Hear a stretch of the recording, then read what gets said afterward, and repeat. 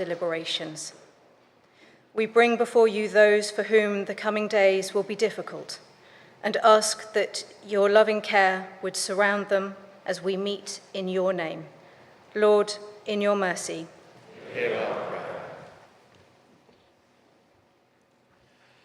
Merciful God, you have prepared for those who love you such good things as pass our understanding. Pour into our hearts such love toward you that we, loving you in all things and above all things, may obtain your promises which exceed all that we can desire. Through Jesus Christ, your Son, our Lord, who is alive and reigns with you in the unity of the Holy Spirit, one God, now and forever. Amen. Let us pray with confidence as our Saviour has taught us. Our Father, who art in heaven, hallowed be thy name. Thy kingdom come, thy will be done, on earth as it is in heaven. Give us this day our daily bread, and forgive us our trespasses, as we forgive those who trespass against us. And lead us not into temptation, but deliver us from evil. For thine is the kingdom, the power, and the glory, forever and ever. Amen.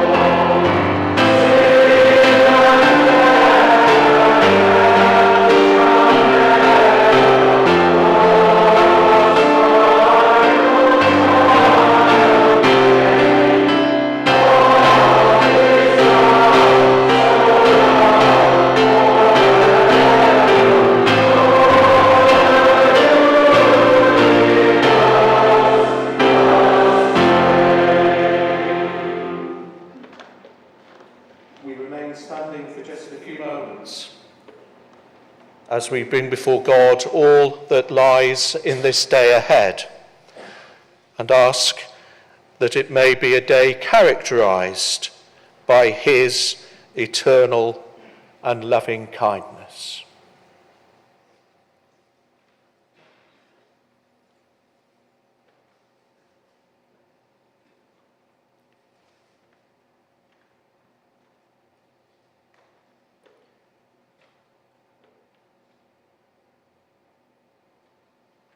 My sisters and brothers, let us bless the Lord. Thanks be to God.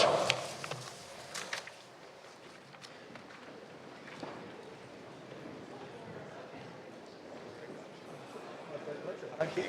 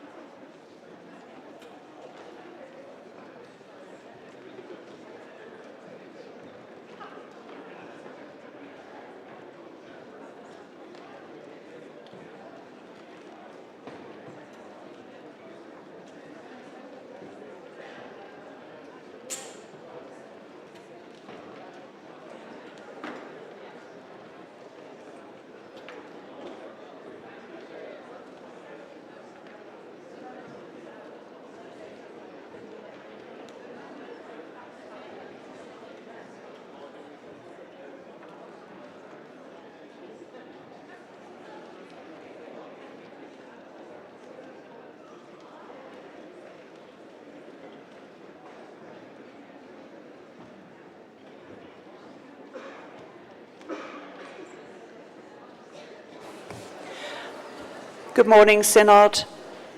Before we begin, I'd like to invite the Chair of the Business Committee to address us.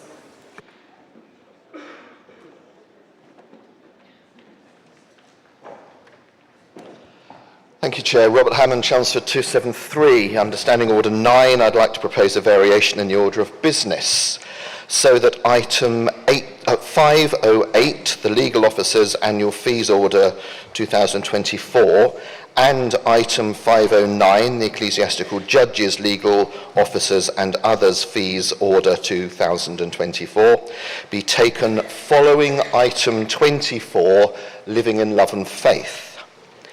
These items have been requested for debate, and Synod will remember that, as I said in the Business Committee report debate, that we are being innovatively flexible at this group of sessions.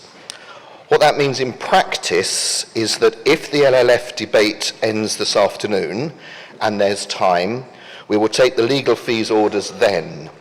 If not, we will try and complete LLF and then take the legal fees this evening. As Canterbury Diocese have requested that we don't bring their diocesan synod motion as contingency business, if the legal fees item is dealt with this afternoon, then we won't need to use the evening session at all. That synod will be in your hands. I'd also like to take this opportunity to propose a variation for tomorrow morning's business. You may be aware that there's recently been a general election. A consequence of that is that the Archbishop of Canterbury and some of the other Lords Spiritual need to be in the House of Lords tomorrow afternoon. In view of that, I'd like to propose that item 28, the farewell item, is taken first thing on Tuesday morning before item 506. Thank you, Chair. Thank you. That has my consent. Can I see if it has your consent, Synod? Yes, it does. Thank you. Thank you.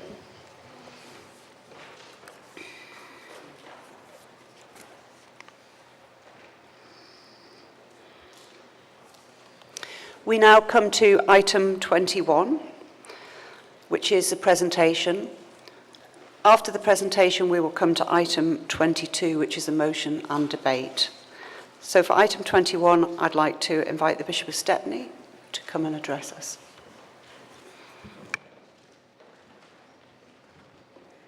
Good morning, Synod. Joanne Grenfell, 48, Southern Suffragans and Lead Bishop for Safeguarding. Thank you, Chair. So much has happened since we gathered in February to last talk about this topic, And I do have many people to thank for pouring their energy, time and wisdom into this work. Their efforts are reflected in your paperwork. And I make no apologies for the length of the material before you, and thank you for reading it, because I think that one of the ways that we might begin to rebuild trust is to be as transparent as possible on the work that we're doing. We've undertaken this work because we know that we need different foundations for safeguarding, fit to undergird the complex and growing task of safeguarding in a church which is lamenting its past failings and working hard to improve its practices, policies, processes, and most importantly, culture. We've been prompted by both Dr. Sarah Wilkinson and Professor Alexis Jay to look at what we've got wrong and to face into what must change. I pay tribute to their work, which I have no doubt will be deeply influential in helping us to transform safeguarding in the Church of England. But I need to open with some thanks first. So first, to all the survivors and their advocates and people who use safeguarding services within the church, thank you for your frankness and generosity in offering your practical suggestions for change.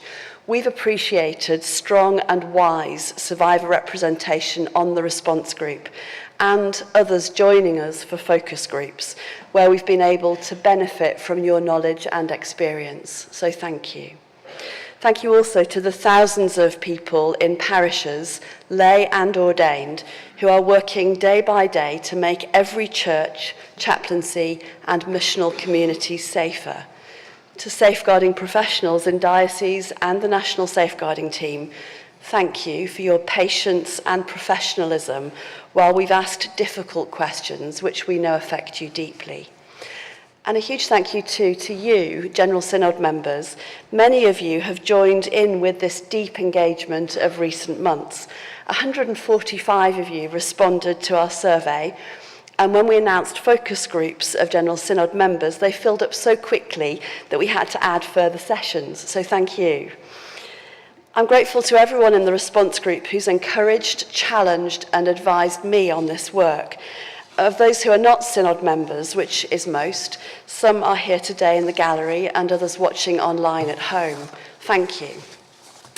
In a moment, I'll set the scene and then hand over to my new colleague and external co-chair, Leslie Ann Ryder, who is not already known to anyone involved in this work and has never served a national church project before. Bringing huge skill in public and charitable sector change management, she's very kindly agreed to co-chair this group to bring robust and necessary challenge and external perspective. Leslie Ann, thank you for all that you are bringing to this work. Before I do that, though, I want to ask something important of you, Synod. You might have noticed in the qualitative analysis, which is Appendix B of this paper, that survivors are aware that it's our custom when debating safeguarding matters to remind Synod to consider carefully the ways we talk to and about each other and about survivors of abuse. One of the participants wondered why we needed to do that. Why do they even need to be reminded, they asked. Well, I do hope that that person will be encouraged by the tone and quality of the debates both on Saturday and yesterday. And I encourage us all today to be mindful, as we have been over this session, of the gravity of the matters that we're discussing today. And so, with the Chair's permission, I suggest we hold a moment of silence to gather our thoughts and to remember before God the deep pain carried by many of our sisters and brothers.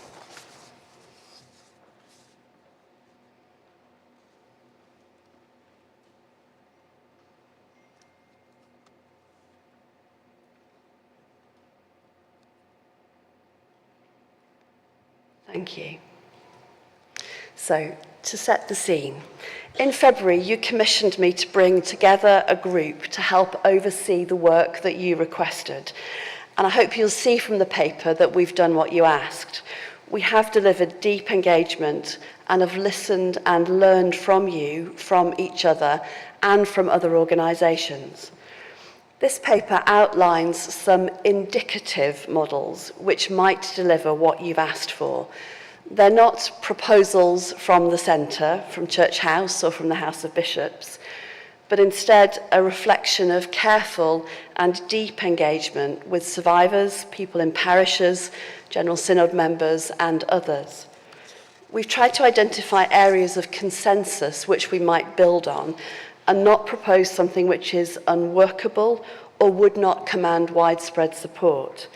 We come to this recognising that among the problems we're trying to solve are those of not having listened properly, not having been clear with each other about responsibilities and decision-making, and not having understood the practical implications of scrutiny.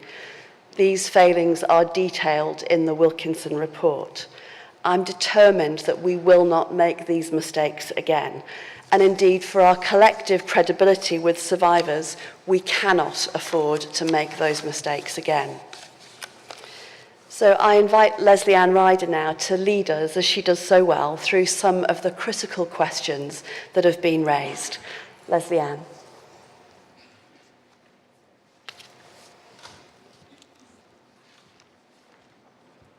Thank you, Joanne. As someone external to the Church, who is comfortable with ambiguity and uncertainty when directing organisational change and holding the patient or client at the heart of all of my work, but with limited knowledge of the Church as I came into this, I have been struck by how complex the systems and processes of the Church are. I don't know if this is a familiar refrain. Seriously, you are very complicated. I cannot easily find out whose job it is to take governance decisions here, or how you work out which things each body or council does. A great deal of my time on this work is spent disentangling this, so that I can ask the most helpful questions possible. If I'm finding this tricky, and I'm not currently in crisis, how much more so might a vulnerable person in crisis find it to navigate, and with confidence, your safeguarding systems? Because of this potential for confusion at the heart of this response group's work has been our desire to make sure that safeguarding is more straightforward and less daunting for people in parishes, whether they are a volunteer parish safeguarding officer or PCC member, or someone who might need to use a safeguarding service. We have heard from PSOs that their work often includes other issues that detract their time from safeguarding activities. We must recognise that the parish is where safeguarding happens in practice. I find it interesting that your energies so often appear to be directed to the centre or to the diocese, and that people serving in parishes don't always know what resources are available to them. So I'll move on to next steps. I hope that the paper has clearly explained that we are exploring several models to deliver and scrutinise safeguarding. Of course, organisational form I'm talking about, must follow functions. Leaping straight to an organisational model before establishing exactly what the organisation must deliver is counterproductive.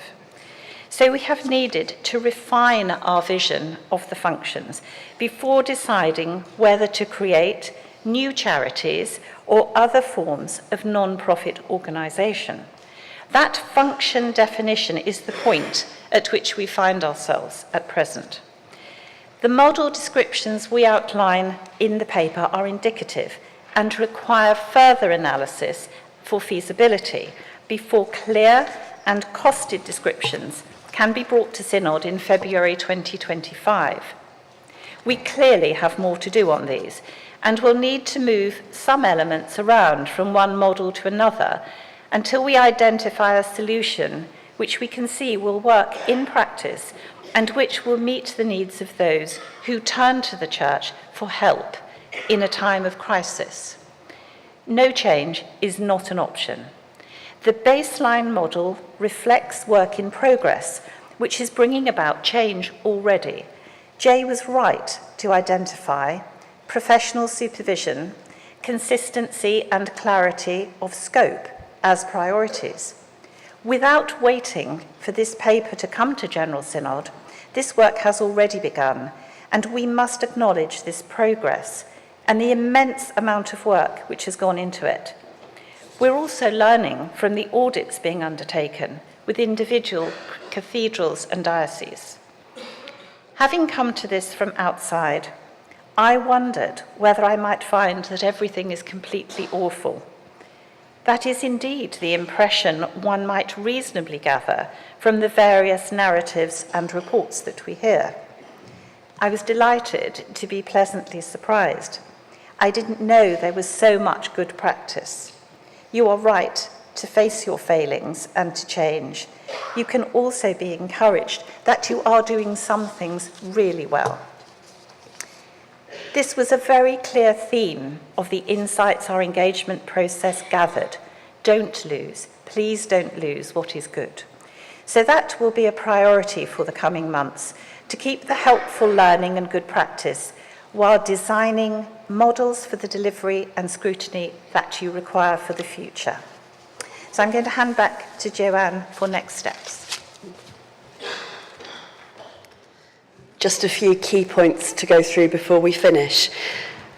Dr. Sarah Wilkinson recommended that we all understand and carry out trauma-informed practice. I think that should be all of us. And so I commend to you the offer of training, which we note in the paper, and I hope that we'll find it helpful.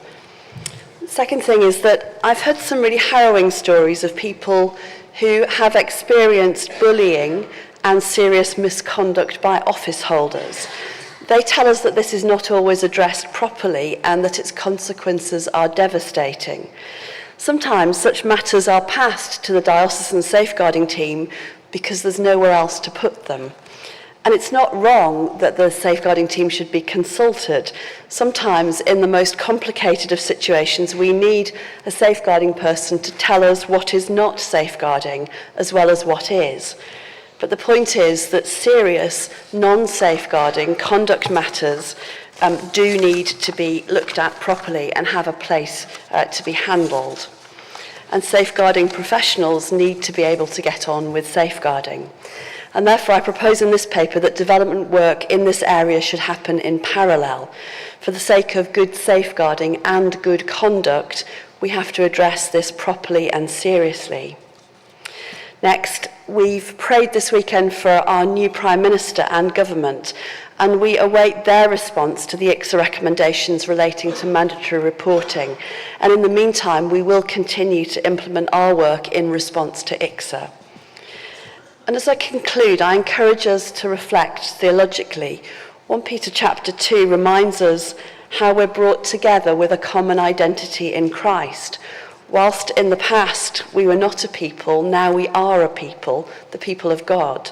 And because we're God's people, knowing his mercy and the transforming power of his love, we are called to be living stones, people who make up a church that unites around the person of Christ, a church that turns to him in repentance and which commits to walking in his light. Safer foundations for living stones. That's my longing for safeguarding in the church. My colleagues heard from one parish safeguarding officer about someone in their village who during lockdown had encountered a really difficult situation and didn't know whether it was a safeguarding issue. This was a person who didn't normally have any church connection, but they saw a church poster giving contact details in case of a safeguarding concern. The church was the only place in the village that displayed anything about safeguarding. They made contact and the parish safeguarding officer was able to signpost them appropriately. The parish is where the realities of life are present and where ministry in all its forms touches everyday lives. All the work that we are doing has to be tested against this fundamental question: does it make the church safer? Safer foundations for living stones. So as we move into our debate, I encourage us to hold on to this aim tightly.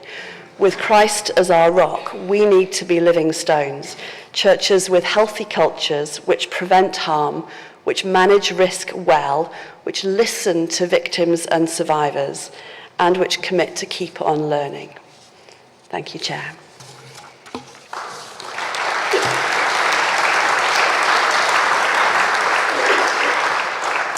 So now, before we come to item 22, I just want to remind members that if you change from online to in-person or the other way around, you will need to get your voting credentials changed at the information desk. I'd also like to reiterate that this is a sensitive topic and that victims and survivors are both present in person and online, and also that there is pastoral support available, and you can find that at the information desk. Thank you. We now come to item 22, which is the debate on the motion. Members will see on the order paper, Clive Billinus has submitted a further motion. It appears at item 62. The item at 22 asks for detailed analysis of the options set out in paper GS 2364 to be undertaken for the General Synod in February. The further motion at item 62 requests that the response group present to the General Synod in February 25 a detailed project plan for the creation of a particular organisation. I have determined under Standing Order 25(1)(b) that the further motion proposes a course of action which would be contrary to or substantially inconsistent with the motion under item 22. Accordingly, item 22 be carried, the further motion, should item 22 be carried, the further motion will not be taken. But should item 22 fall, then we will move to the further motion.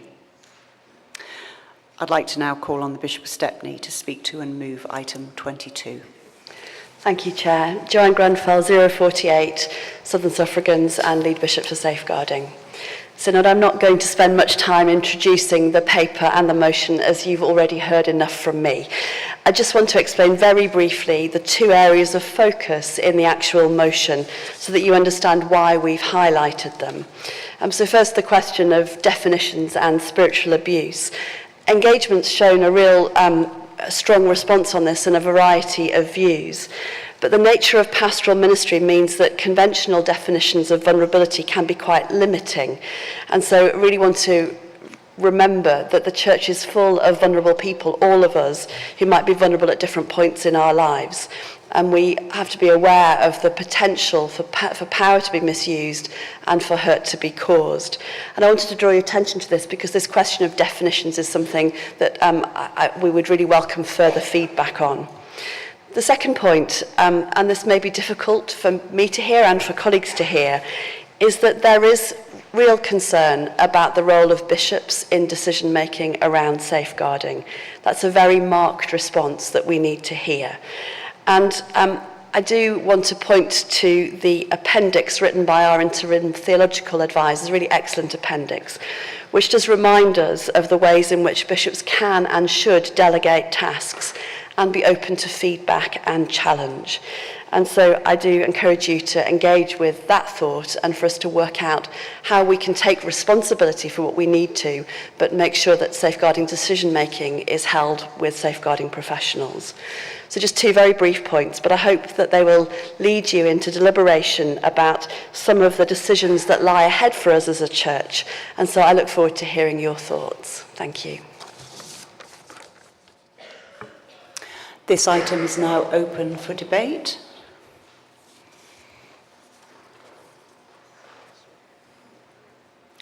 I'd like to call Kashmir Garton, Bishop Philip, and Clive Billinus. The speech limit is 5 minutes. Kashmir Garton, Worcester 431. Thank you for calling me Chair.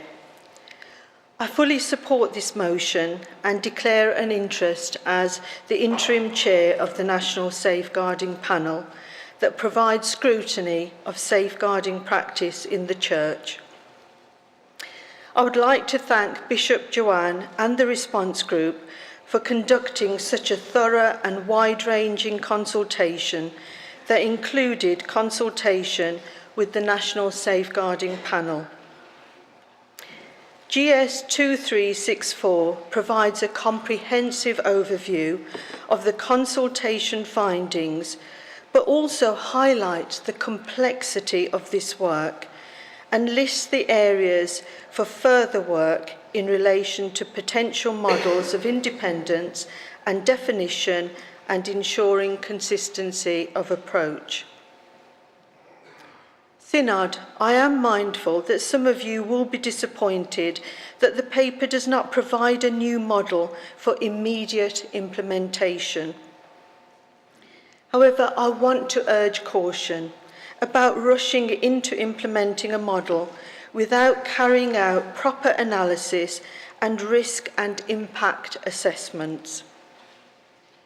Safeguarding is a high-risk area, and as such, it should be implemented with appropriate structures that will ensure it delivers the outcomes expected and mitigates any risks identified. Synod, we have an opportunity to develop a safeguarding model that will help us to rebuild the trust that has been damaged. A model that will include learning from past mistakes, and a model that will inspire and trust and confidence in safeguarding. We know we have not got this right in the past, but we can work towards getting it right in the future. In the interim, work will continue with developments such as the Learning and Development Framework we heard about on Saturday, the audit process already in place, and the work of the National Safeguarding Panel will continue. One point I would like to highlight, and was picked up in the findings and also referenced by Bishop Joanne earlier, is where matters other than safeguarding were being referred to safeguarding practitioners due to insufficient and inconsistent capacity elsewhere. I am encouraged to hear that supporting HR structures will be looked at in parallel so that they can respond to referrals promptly and instill confidence and improve outcomes for all those involved. Synod, do support this motion. Thank you.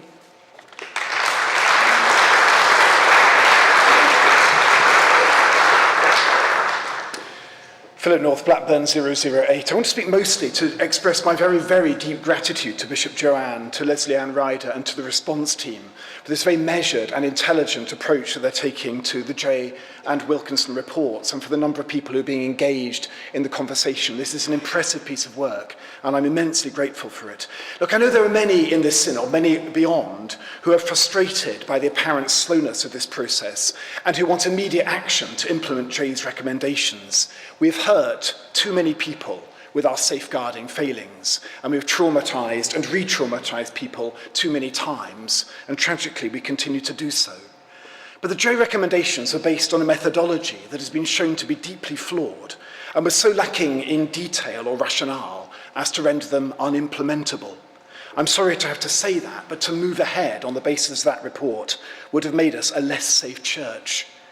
We must not allow a crisis, no matter how serious, within the ISB to undo years of progress in our diocese. At present, Inique are carrying out audits of safeguarding across our dioceses and cathedrals. They are an independent and a very, very thorough organisation, and the results are strong. We've been richly blessed over the past years to be served in our diocese by some exceptional safeguarding professionals who are changing the culture in our parishes. That progress at diocesan level is too good to risk by rushing into big decisions. I'm also delighted to see that the response group has reframed the question, not how do we achieve independence and safeguarding, which begs too many other questions, but quite simply and more profoundly, how do we become a safer church? Now, for some years, I argued for complete independence and safeguarding and the tubing across of safeguarding teams to a separate organisation. But it's those safeguarding professionals who've done so much to change the culture in the diocese who persuaded me that that would not make us a safer church. It would look like safeguarding had been outsourced. We would simply have another organisation to blame for our own failings. And that's why I want to speak up for Model 2 in GS 2364. This model addresses the isolation that DSAs can feel. It sets up a strong and independent scrutiny group. It provides a proper mechanism for making complaints. But it also makes it clear that responsibility for the safety of children and vulnerable adults must lie with our dioceses and parishes. In many ways, I would love to shirk that responsibility and pass it on to someone else, and I passionately agree that we need to define the correct role of bishops in this, but ultimately, it's us who's responsible for our children and our vulnerable adults, and that sacred responsibility cannot be outsourced.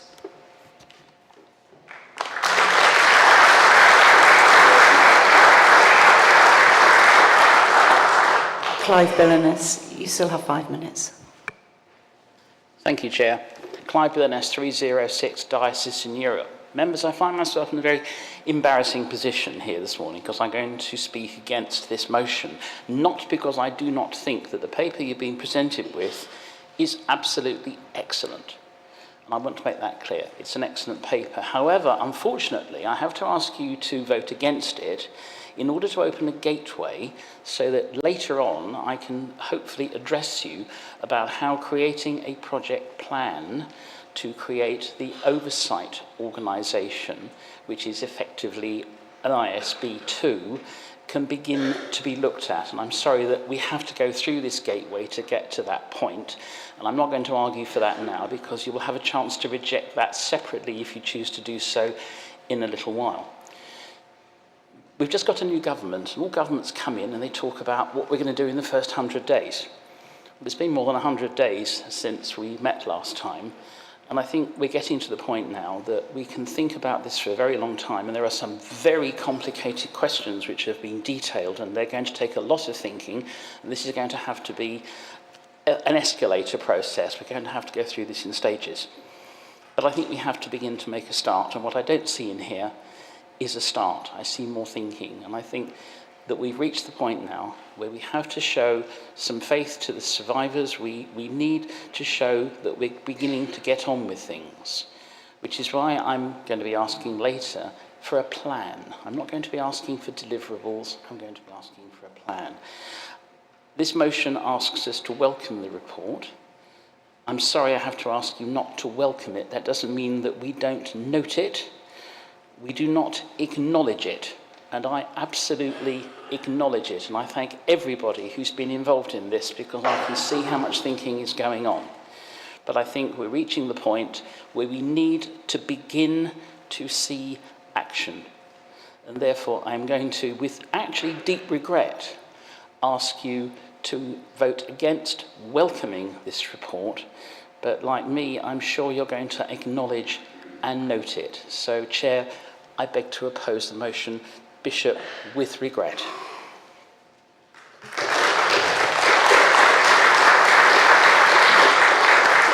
I'd like to call Bishop of Newcastle and then Margaret Schaefer. Still have 5 minutes. Helen Ann Hartley, 28, Newcastle. Members of Synod, you may recall my speech in February, which expressed dismay at the apparent lack of engagement with the action demanded by the Wilkinson and Jay reports. Given the dynamics of that day, I stand by that speech. However, I'm also grateful for the learning since then and the particular opportunities I have had further to engage with victims and survivors and with Bishop Joanne and all who are working to make us a safer church and an exemplar of best practice. I'm Bishop of a diocese that has recently undergone its unique independent safeguarding audit. This was a fair, robust, and challenging process, and I cannot commend it highly enough. It showed me the value and importance of independent scrutiny. It is my view now that the motion before us is the best direction of travel, And with Leslie Ann Ryder's role now in place, and can I say it's great to meet a fellow first name double barreler, if that is a thing. I have personally valued the opportunity to speak with her as part of her induction process when she spent time with the House of Bishops in York in May. So I will be voting for this motion and encourage us to do likewise, whilst, of course, keeping up the voice of challenge and scrutiny. Thank you.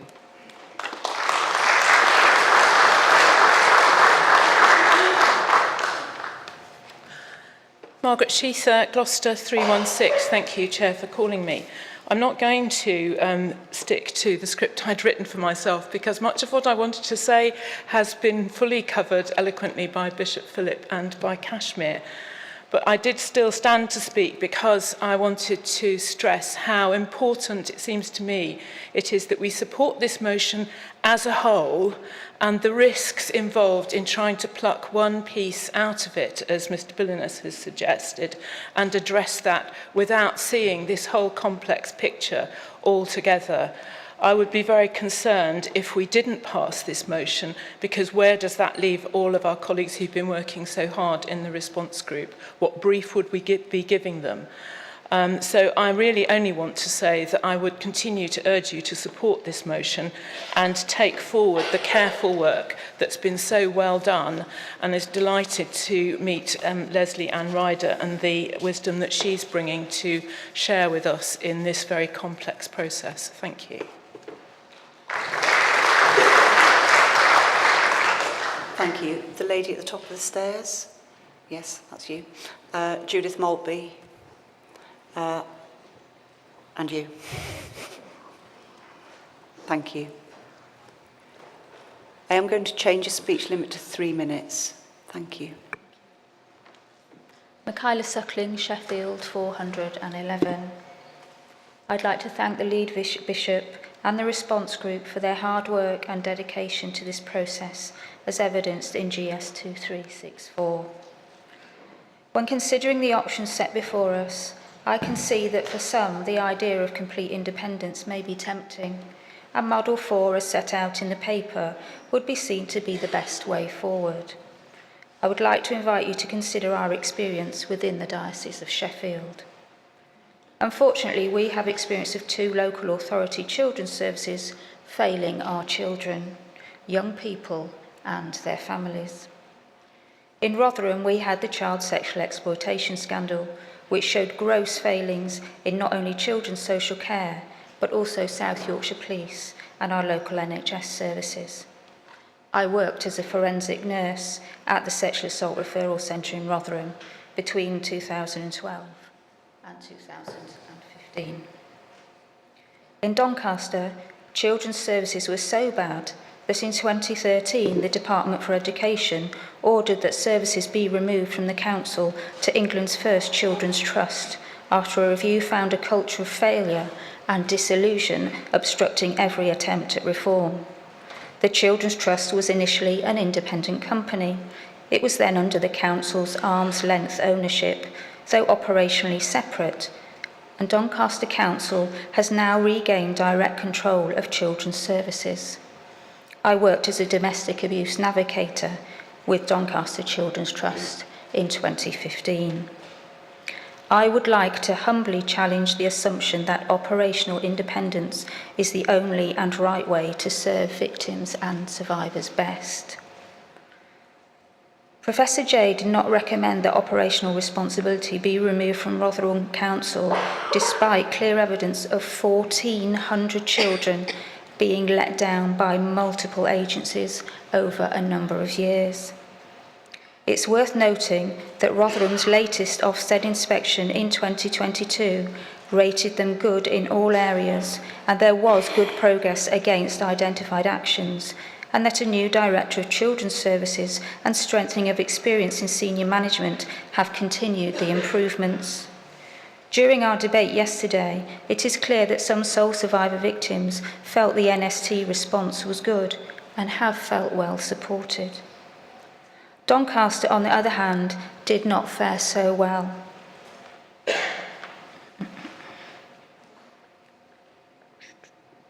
In March 2022, a report to Cabinet stated that the last few years had seen a decline in the Trust performance and financial position. They noted that the model was hindering progress. Contracted arrangements were failing to sustain quality. Ofsted downgraded services from good to requires improvement, with leadership noted as inadequate. Synod, like many of you, want the best for the victims, but we must not rush into this. Thank you.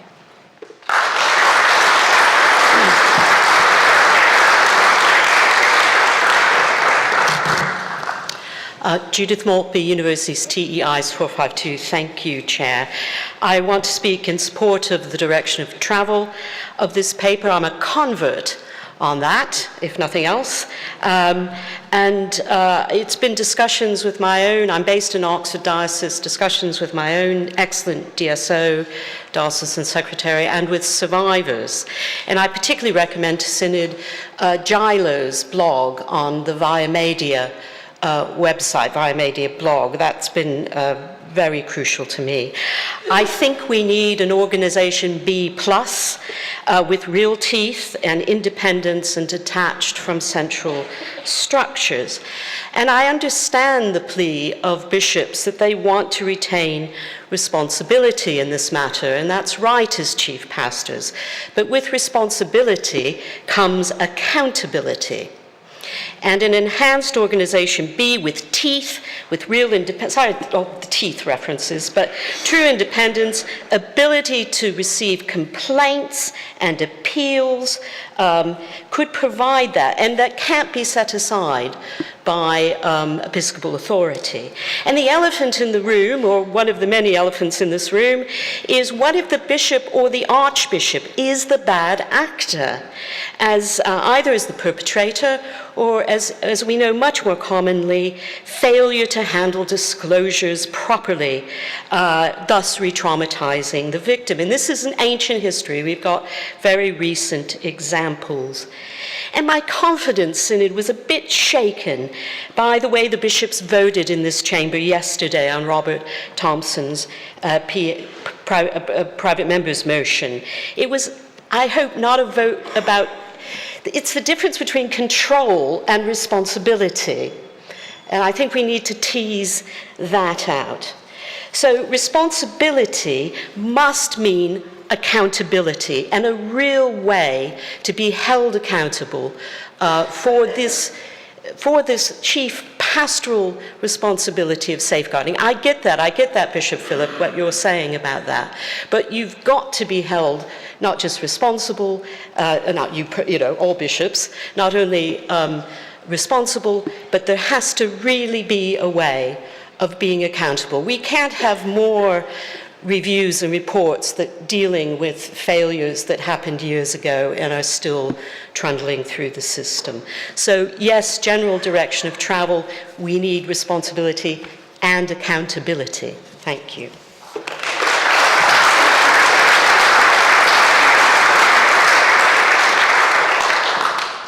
Paul Ayres, Leeds 131. I support the motion for further work and detailed consideration of the options. I agree with Bishop Philip's excellent analysis, and I would oppose item 62. As an archdeacon, I chair core groups.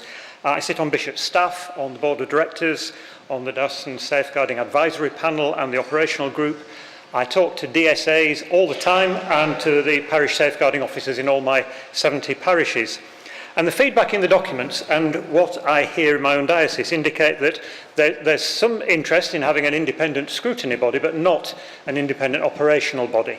The problem is that it seems to me that what's being worked out at a national level is so different to what's happening at a diocesan and parish level. From where I sit, it appears that at the national level, a few dozen people, the Archbishop's Council, some of the NCIs, some very angry campaigners, understandably, appear to have gone down a rabbit hole of their own drama.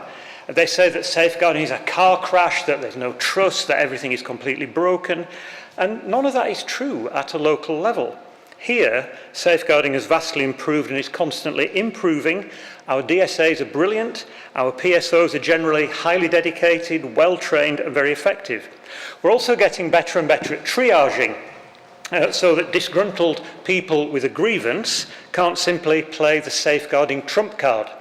And on that point, the problem with a very open-ended definition of vulnerability, such that we are all potentially vulnerable, means that everything is potentially safeguarding. And if everything is safeguarding, then effectively nothing is safeguarding. We need a much tighter definition. Leslie Ann Ryder said that so much attention is weirdly directed at the centre, and I agree. I would just plea that those who are slugging it out at a national level could just sort themselves out and not impose their angst on the rest of us, because there is fallout from that, undermining the excellent people working at local levels. And Organisation A, as it was so called, would be an overreaction to what's happening at the national level.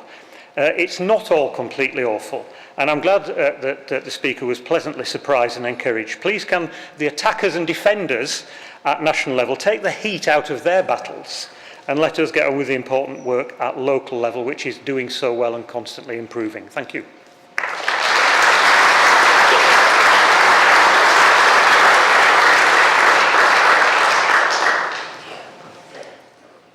Bishop Martin Gorick, Peter Adams, and in the white shirt. Yeah, thank you. Thank you, Chair, for calling me. Martin Gorick, Southern Suffragans 46. And thank you to Archdeacon Paul for his excellent speech there.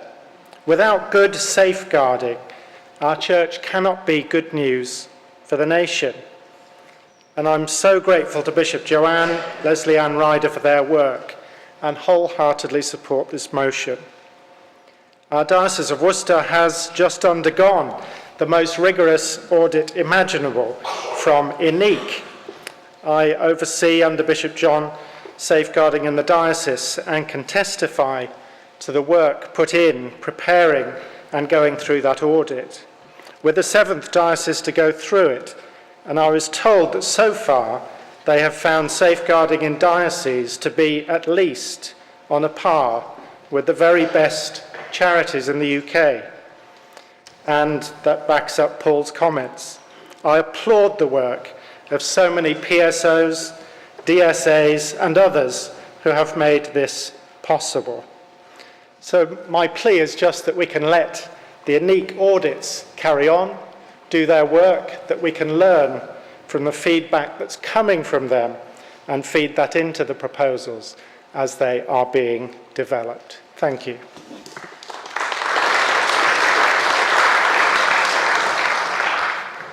Peter Adams, 392 St Albans Diocese. Thanks for calling me Chair. I'm deeply encouraged by the processes and this debate and I would love to interact with everybody, including enormously grateful for Michaela Suckling's reference to Rotherham and Doncaster, which is one I've been fully aware of and I think does display for me my concern about operational independence. I'm deeply grateful for the work that's been carried out by this process so far, thanks to all involved. And my next statement is in no way going to oppose that. At the same time, I find myself with Clive Billness in a very difficult position of wanting to support this motion, but actually at the same time support 62, which will allow us to move forward with a scrutiny body. I believe we need to do that. It's been too long that we've not had that. Many of Synod are calling for that. We certainly heard that last year. I'm very happy that the mood of Synod has been so much more constructive this year on this issue. I think that's really important to rebuild step by step the trust that we need. At the same time, I believe we can go a step further with what we have. And so I'm going to ask you to oppose this, I'm afraid, not because I don't agree with everything that's said in it, but so that we can move on to 62 and actually see that progress. I think we have the basic understanding we need. As Clive said, he will be asking for a report as to what it would look like, and then we can go forward. And I believe that will help us rebuild gradually the trust that we need within the operations of this body, of the safeguarding team, of the diocesan teams, and everybody else. Thank you.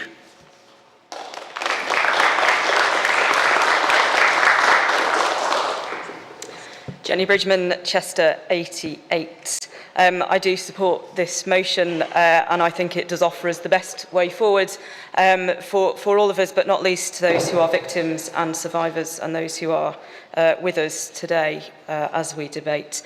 Bishop Joanne asked for comment around the definitional challenges and particularly around Professor Jay's recommendations on spiritual abuse. I followed the work of Professor Lisa Oakley for many years, and I'm glad to see that Lisa was asked to engage with the response group, if not with the original reports. Lisa has worked for many years in the area of helping us define and understand spiritual abuse and the harm it causes. She says that spiritual abuse is a form of emotional and psychological abuse. It is characterised by a systematic pattern of coercive and controlling behaviour in a religious context. Spiritual abuse can have a deeply damaging impact on those who experience it. The abuse may include manipulation and exploitation, enforced accountability, censorship of decision-making, requirements for secrecy and silence, coercion to conform, control through the use of sacred texts or teaching, requirement of obedience to the abuser, the suggestion the abuser has a divine position, isolation as a means of punishment, and superiority and elitism. This definition and understanding of spiritual abuse has been hard won in recent years, and to let it go now means that we would be all the poorer in our understanding of the harms that are enacted in the name of God and the Church. Lisa has been also arguing for several years now that there is an urgency to us undertaking further work in our understanding of spiritual abuse. She says that little has been undertaken to protect those being harmed by this form of abuse, and that consequently many individuals who are experiencing or have experienced spiritual abuse are still suffering in silence. Synod, there is an urgency here, and if we do not retain this definition and understanding, we would be taking a backward step in our work to create safer church cultures and to best support those who are survivors and victims, especially of spiritual abuse. Thank you.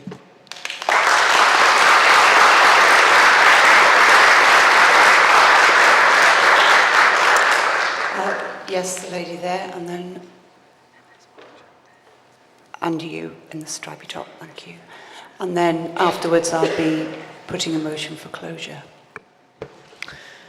Sue Lucas, Chelmsford, 82. Thank you to Bishop Joanne, to Leslie Ann, to all who have spoken in the debate so far.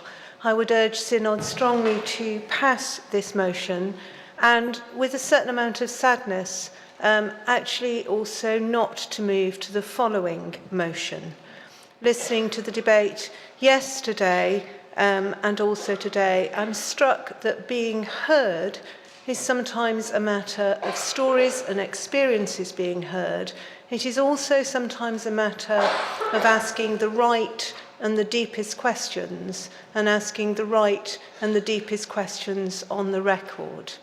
What I believe we have heard this morning is the right and the deep questions being asked on the record.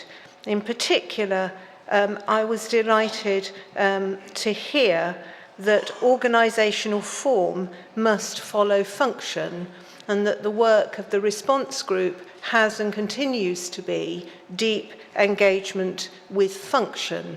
And to do that holistically. So I would urge you not to unclip one part of that question asking and seeking form to follow function, but to see that holistically as quickly as it might reasonably and holistically be done. I therefore urge you, Synod, to support the motion.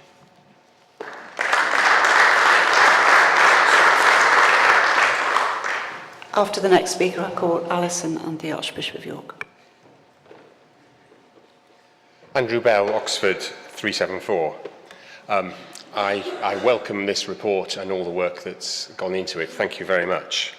I asked a question, question 149 at this group of sessions regarding Professor Jay's remit, and the Archbishop of York helpfully confirmed that the remit given was as reported by the response group, including requests to make recommendations that were quite wide-ranging. We didn't get as far as question 149, so of course there wasn't the opportunity for a supplementary question. But I was going to ask about whether Professor Jay was either fully briefed or challenged when her recommendations were specifically about how independent delivery could be delivered, rather than anything about whether or a set of recommendations. So I very much welcome the different models given as examples in the Appendix F of the paper in front of us. I'm not speaking to in favour of any particular one of those, but I think it's exactly the right approach, and encouraging to hear that it's not even a question of choosing one of those models, but of using those to develop the best way of going forward in this. And I commend that, and I think that is exactly the right way forward. So thank you very much. And I trust we'll vote in favour and that analysis can go ahead. Thank you.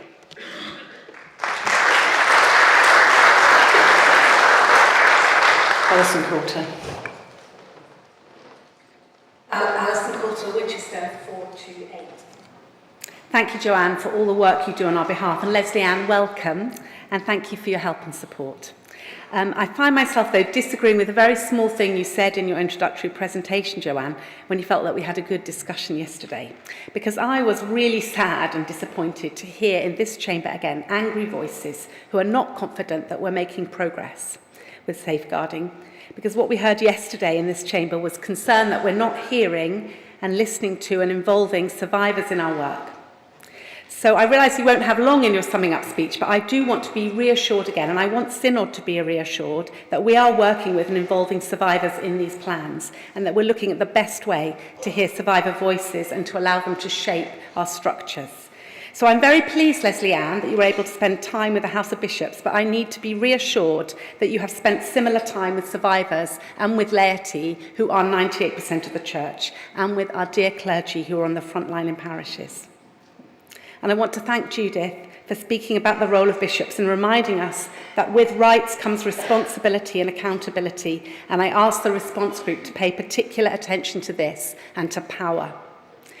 I have a friend who was involved in a CDM associated with the failure of safeguarding. The diocesan bishop was unable to hear this case, and so he asked a retired bishop to hear the case. My friend is a GMH woman younger than me, and she had her complaint about serious sexual abuse heard by a white man in his 70s. She did not get the outcome she'd hoped for, and I continue to walk with her in her anger and disappointment. But I am angry and ashamed. How can we be so blind as to think that this bishop will not have an unconscious bias? Why did no one challenge that decision? And why is there no way of challenging this outcome? So I welcome the report, and in particular that there will be a rethink about the role of bishops, and the structures will give greater voice to victims and survivors. Could you look, please, too, at the link with the clergy discipline process and how that impacts victims and survivors? So I will support this. I agree with the direction of travel. I have a lot of sympathy with Clive and with Peter Adams. I hope we can get to the establishment of an independent scrutiny body as soon as possible. Thank you.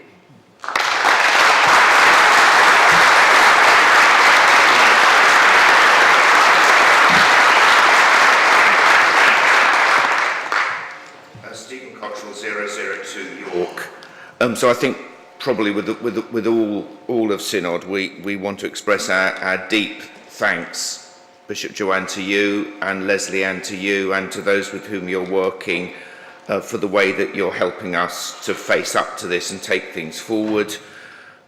We know with huge sadness and some shame, we're here at this point because of the failures of last year. And because of the failures of last year, we've had both the Wilkinson report and the Jay report, which have been sobering reading, but deeply, deeply, deeply helpful and deeply, deeply, deeply challenging to us. And therefore we need to take these reports with the utmost seriousness, which is what I believe we're doing. Which is why, although I have the deepest sympathy with Clive, I'm going to be voting in favour of this. And I think, Clive, chiefly because almost the opening sentence of the Wilkinson report is actually telling us, you know, a lot of our mistakes were made because we moved too quickly. I mean, I long for us to make haste. I long for us to get to the place we want to be, but I'm fearful of moving too quickly. And I think what Professor Jay particularly has presented us with needs deep and further consideration. Let me just give two examples. Consistency between dioceses. I want to make it absolutely clear that I couldn't do my job and carry out the responsibilities I carry were it not for the safeguarding professionals who guide me and hold me to account, and I'm deeply, deeply grateful for them. But there is a lack of consistency across the diocese and the Church of England, and that's a weakness in our system that we need to think about and work out how to improve. I also am absolutely committed to our safeguarding teams being embedded in our parishes and dioceses. But being independent doesn't necessarily mean not being embedded. You know, my dear registrar is behind me. She's independent of the Diocese of York, and she's absolutely embedded in the work of the diocese. So I think we've still got some more exploring to do, which is what I see in this paper, which I wholeheartedly support. Two other quick things. I found yesterday evening's debate really helpful, and I can't see Robert. I know he's here somewhere, but Robert, I'm really grateful to you for bringing that, and I wished I'd had time to speak, but the debate ran away, and I don't want to abuse the privilege of when I stand, I get called, so I didn't stand yesterday.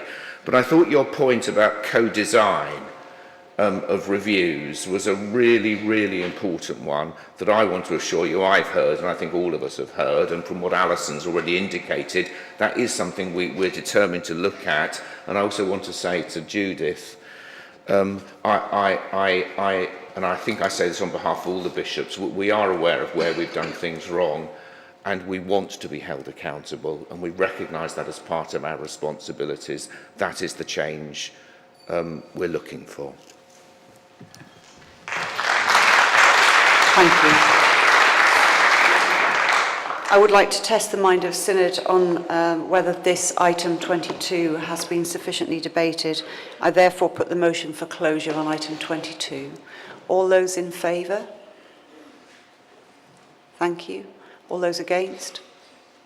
Thank you, that's carried. Therefore, I'd like to ask Bishop Joanne Grenfell to come and respond to the debate. Thank you, Chair. Joanne Grenfell, 048, Southern Suffragans and Lead Bishop for Safeguarding. Thank you, Synod, for your encouragement, your engagement and your challenge. They're all really important. And in terms of the thanks for the work, I do want to say there's a great team of people, some sitting behind me, who do this. And I really appreciate their skill and their commitment. There are several really important points that you've raised that I want to acknowledge.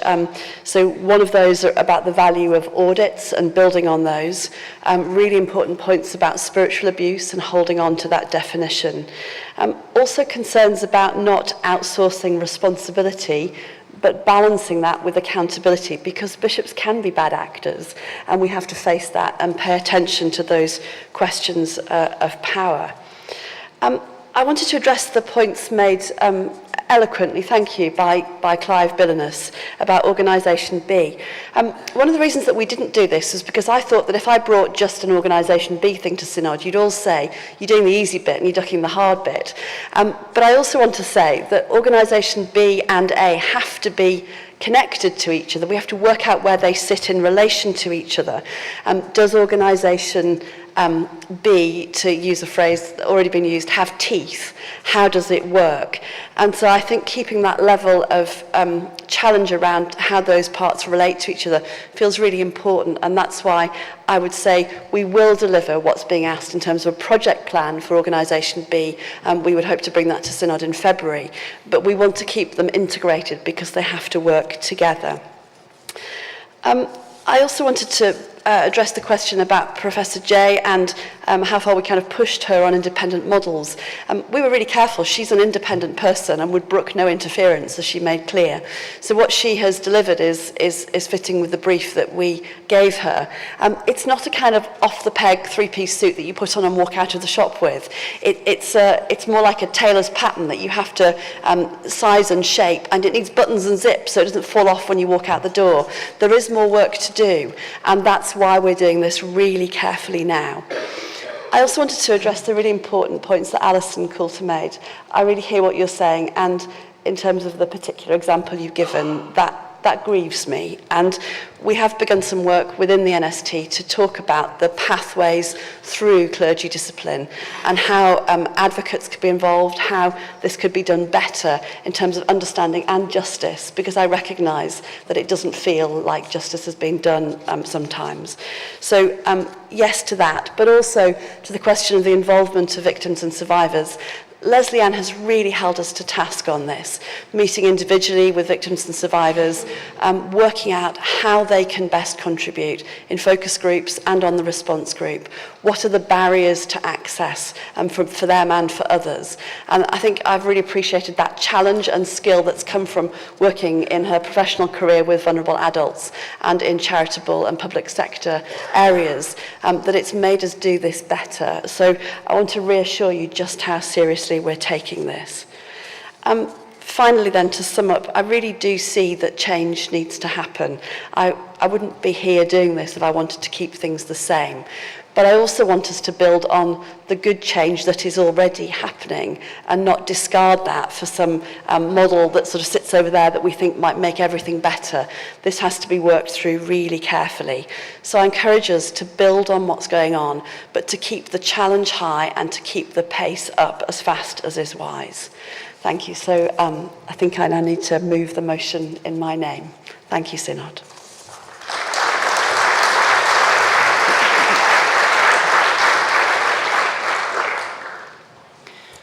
I now put item 22 to the vote. All those in favour? Thank you. All those against? That item is carried. Therefore, we move on to the next item of business. Thank you very much.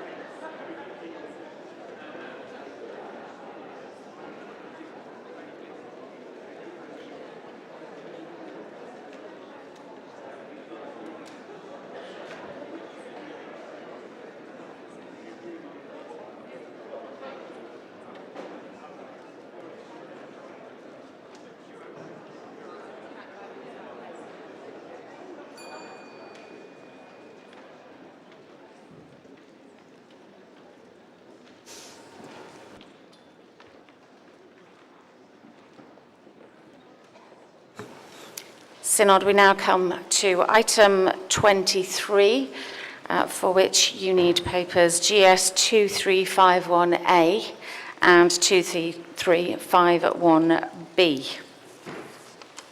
I'll begin by inviting Malcolm Chamberlain to speak to and move this motion. You have up to 10 minutes. Thank you. Malcolm Chamberlain, Sheffield 216. Thank you very much, Chair. At the beginning of his public ministry, Jesus attended the Nazareth synagogue, was handed the scroll of the prophet Isaiah, and read from what we have as the 61st chapter. The Spirit of the Lord is upon me, because he has anointed me to bring good news to the poor.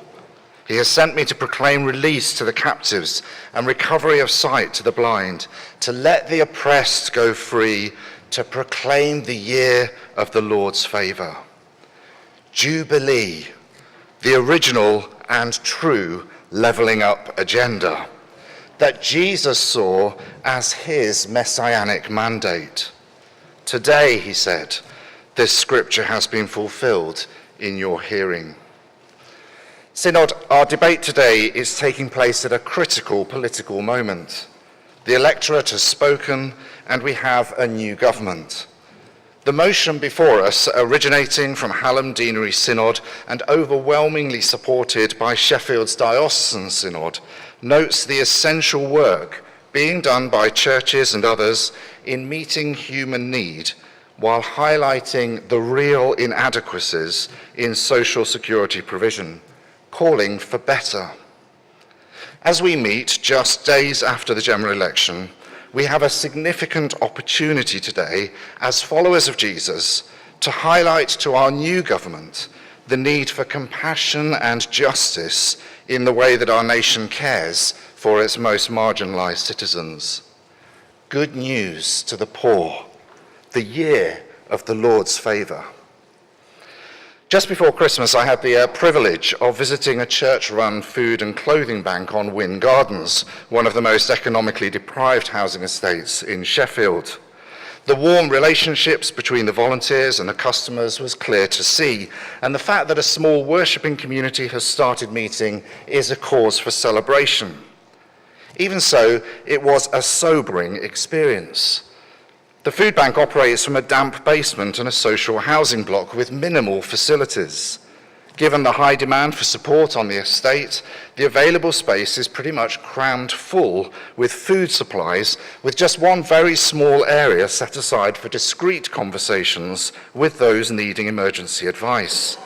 Customers of the food bank have to queue outside to receive their food, and the day I visited was a particularly cold, wet, and miserable day. When a strong gust of wind blew over the several rails holding second-hand clothes, the camaraderie evident in picking everything up and restacking those rails was wonderful to see. But it wasn't wonderful to see so many people queuing in the wind and rain to receive basic life necessities. We can and we must do better as a nation.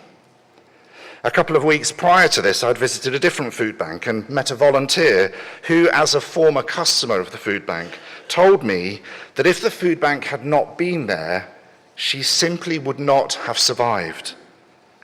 Synod, these church-run initiatives are indeed good news, but surely the very fact that they are needed is nothing short of a scandal. Nobody would choose to queue in the wind and rain to collect basic food and clothing, and yet for all too many people, it's not a choice, but a necessity for survival. The combined effect of years of austerity in social security provision and the cost of living crisis has exacerbated this to the extent that the Food Foundation report that 15% of UK households experienced food insecurity in the first month of this year. The Trussell Trust recently announced that their food banks had distributed more than 3.1 million emergency food parcels during the year ending in March, the most parcels ever distributed in a single year, and nearly double the number distributed 5 years ago. More than 1 million of these were to households with children. If Trussell Trusts account for around half of the food banks operating in the UK, the total number of emergency food parcels issued over the last 12 months may be closer to 6 million.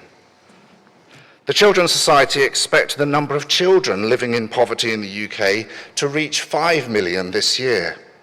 The current level of 4.3 million means that an average of 9 children in every school class of 30 are living in poverty, with the associated health problems, lack of opportunity, and increased vulnerability to exploitation from criminal gangs.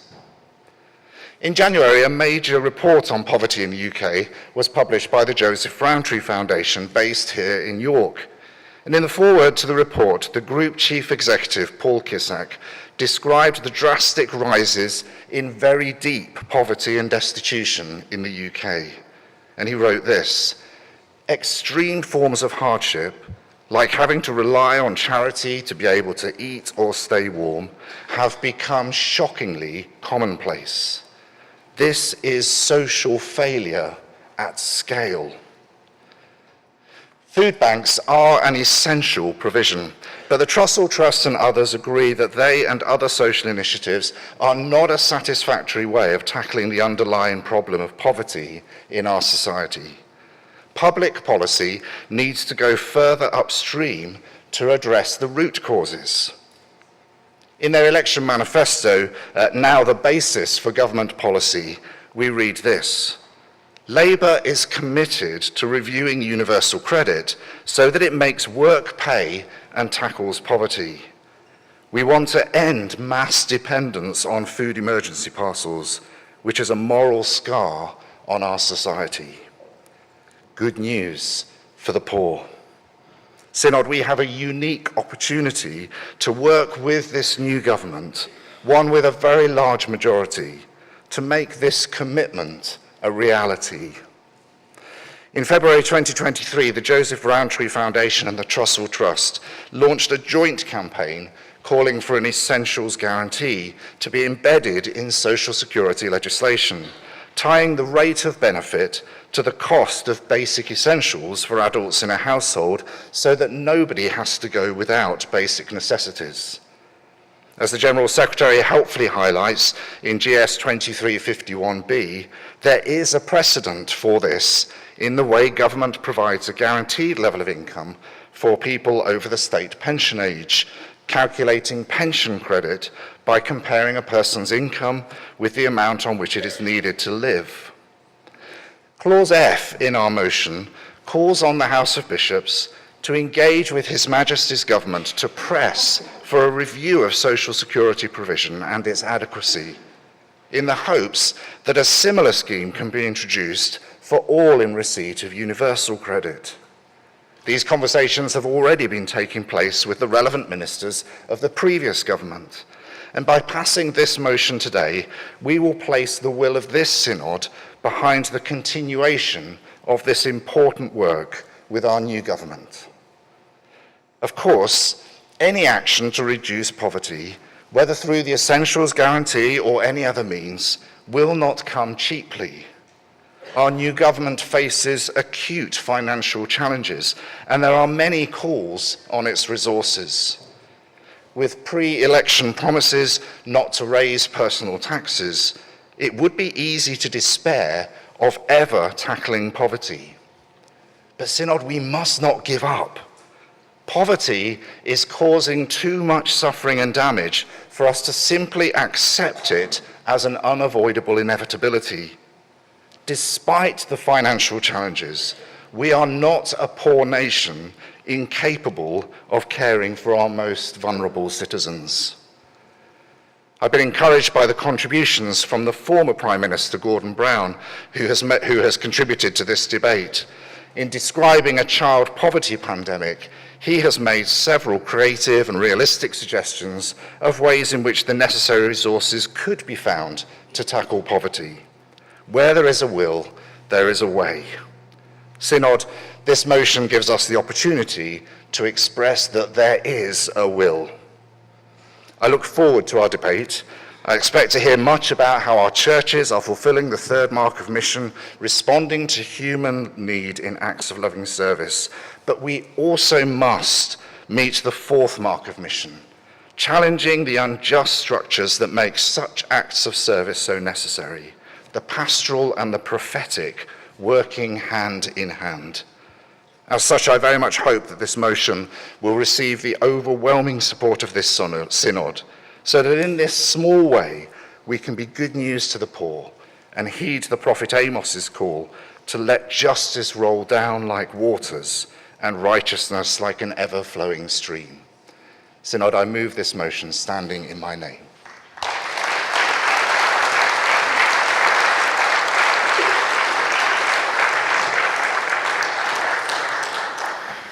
Thank you. It is worth just flagging at this point, Synod, that there has been considerable interest and many, many requests to speak, and you will see from your order paper that there are quite a lot of amendments. We have a fairly generous time allowance, but I would just encourage you, if you've written a 5-minute speech, to get the pruning shears out now, and because we want to hear a range of perspectives, and I'm sure you wouldn't, but perhaps don't make your speech if someone else has already made all of the points for you. But I'm grateful for the time and energy here. First of all, I'd like to call Robin Lunn, and on Zoom, I would like to call Nadine Daniel. Thank you. 5 minutes.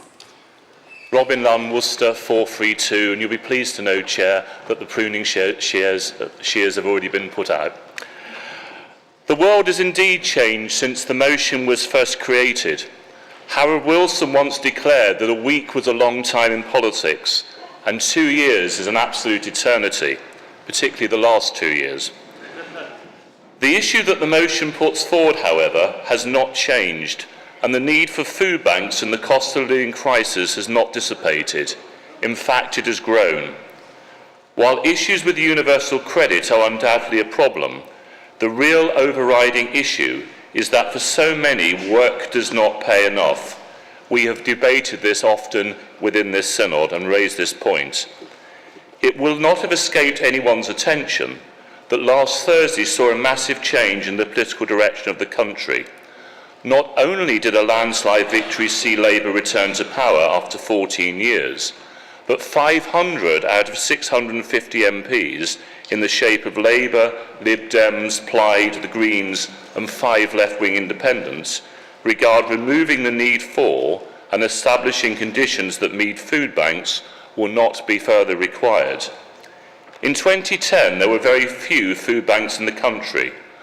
One of the reasons why activists supporting a political party spend many hours and many months tramping the streets and knocking on doors is that they want to implement policies that they believe will make the world a better place. One of the reasons why I supported Christopher Bloor in a successful campaign to be the MP for Redditch was that I believe in time the conditions that have led to the need for food banks will be relieved and hopefully removed in their entirety. This will not happen, let's be real, in a week, a month or even a year, but it is absolutely fair to judge the new government on how successful they are in growing the economy, making the country more productive, and thereby putting food banks out of business. Economic growth should also create conditions not currently available to improve some of the benefit payments. I have said previously in debates here that I want to live in a country where food banks are not required. Today, that has suddenly become much more realistic than it was a week ago and achievable with different policies. Please support the motions, and I look forward to seeing in a few years food banks being much diminished. Thank you.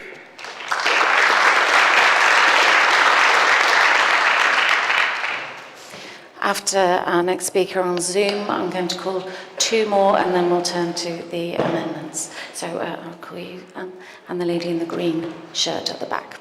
Thank you. You still have up to 5 minutes. Nadine, go ahead. Nadine Daniel, 347 Liverpool. Thank you very much, Chair, for calling me. Friends, on the 21st of this month, great shall be the rejoicing and jubilation at Liverpool Cathedral as we celebrate the centenary of our consecration. It was a somewhat more sober acknowledgement and certainly not cause for celebration some 18 months ago when on the 14th of February 2023, Liverpool Cathedral marked the start of the second decade of what was originally known as Hope Plus, helping other people eat, plus in the sign of a cross, marking the location of both cathedrals at either end of Hope Street. It's now called Michael Liverpool, but it does the same work. It's obvious why we weren't celebrating that. The idea for this ecumenical and subsequently interfaith food bank came from Canon Cynthia Dowdall, who many of you will know from Watch, from Storm, and of course from her time on General Synod. She'd seen a food bank in Andover whilst at a Church Urban Fund conference. Shouldn't we have one? She asked me. I suggested that cathedrals didn't really do that sort of thing. Yes, I was that sort of cathedral congregant back in the days. She gave me an old-fashioned look. Why is that, love? She said. To the cut to the chase, I settled down to research the answer. It was a very long and a very complicated answer. It soon became clear to me that there was an ever-widening gap between what was available in terms of welfare support and what was needed. To be clear, I absolutely urge you to support this motion, but I have no confidence whatsoever that merely amending the benefit system is going to bring about an end for food banks. 2013 was a perfect storm. We were in ever-increasing economic austerity.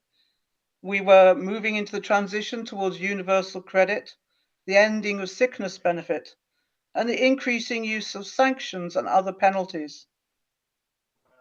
The problem of food and food poverty is complex. Even back in 2013, 12% of the people that sought our help were actually in work, many of them working more than one job. Some people were sick and unable to work. In the glorious trail of othering, which is now so popular in populist politics, they were economically inactive. Together with that, we had an increased refugee crisis. We had an increasing use of zero-hour contracts and the start of the gig economy. And what that looks like for a food bank is that in the summer, we have a large number of increased claims. And that's simply because all the auxiliary staff in our schools are on 0 hours contracts. So for 6 weeks, they don't get any work. They don't get any pay. We also have a situation where if somebody becomes seriously or even terminally ill, a claim for personal independence payment can take 6 months. And it doesn't stop you getting sanctioned. We had one example of a young woman of 28 in stage 4 breast cancer, needing chemotherapy treatment in Manchester at the Christie Hospital. She ended up being sanctioned because she couldn't make an appointment to check her capacity for work because she was having her chemotherapy treatment. What is proposed in this motion makes common sense. It's something which is already followed in Finland, where they have a system of a basic wage. So it will work, it will help. But it will allow food banks to get back to doing what we've always done. When I was one of the people that set up IFAN at Liverpool Cathedral in 2015, again, we didn't see it as having a long-term future. But now I realize that it does. Food banks are here to stay. But we need to be able to get back to doing what we did, which is supporting the people that the benefit system doesn't catch for whatever reason that may be. I would urge you, Synod, please support this motion. Thank you.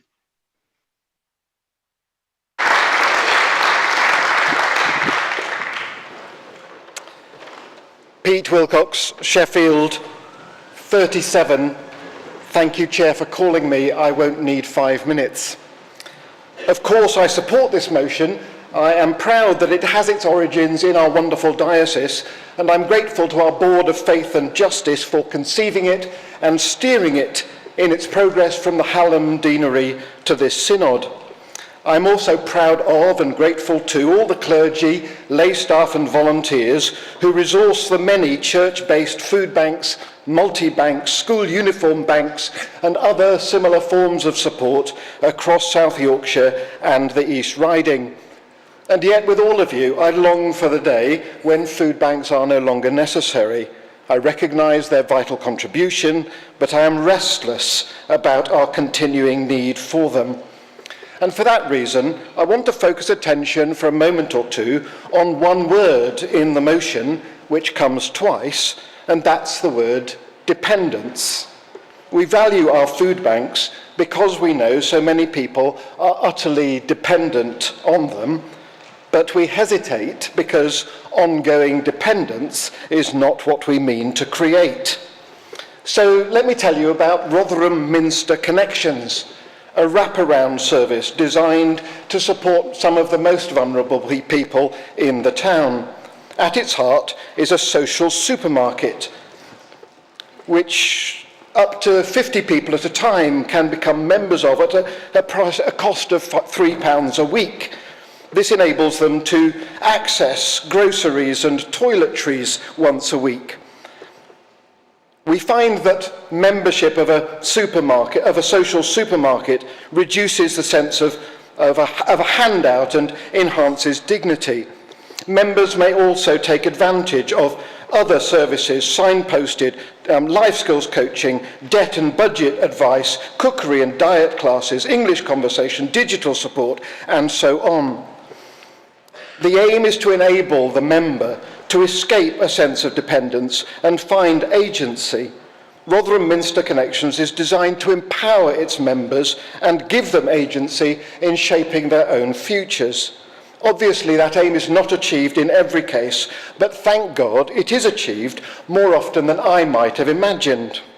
Graduates of the scheme can stay in touch with the Minster community in a variety of ways, including a catch-up cafe, a community choir, and now a new congregation called the Saturday Gathering, which, just by the way, has grown in just a couple of years to over 30 members and recently resulted in its first baptisms and confirmations as members have found new faith in Jesus Christ, faith which has only increased their newfound sense of empowerment and agency. The genius of Rotherham Minster Connections is that model of empowerment. And while, of course, we long for the new government to increase its social security provision, what we really long to see in that provision is the universal opportunity to grow in agency and to escape dependency.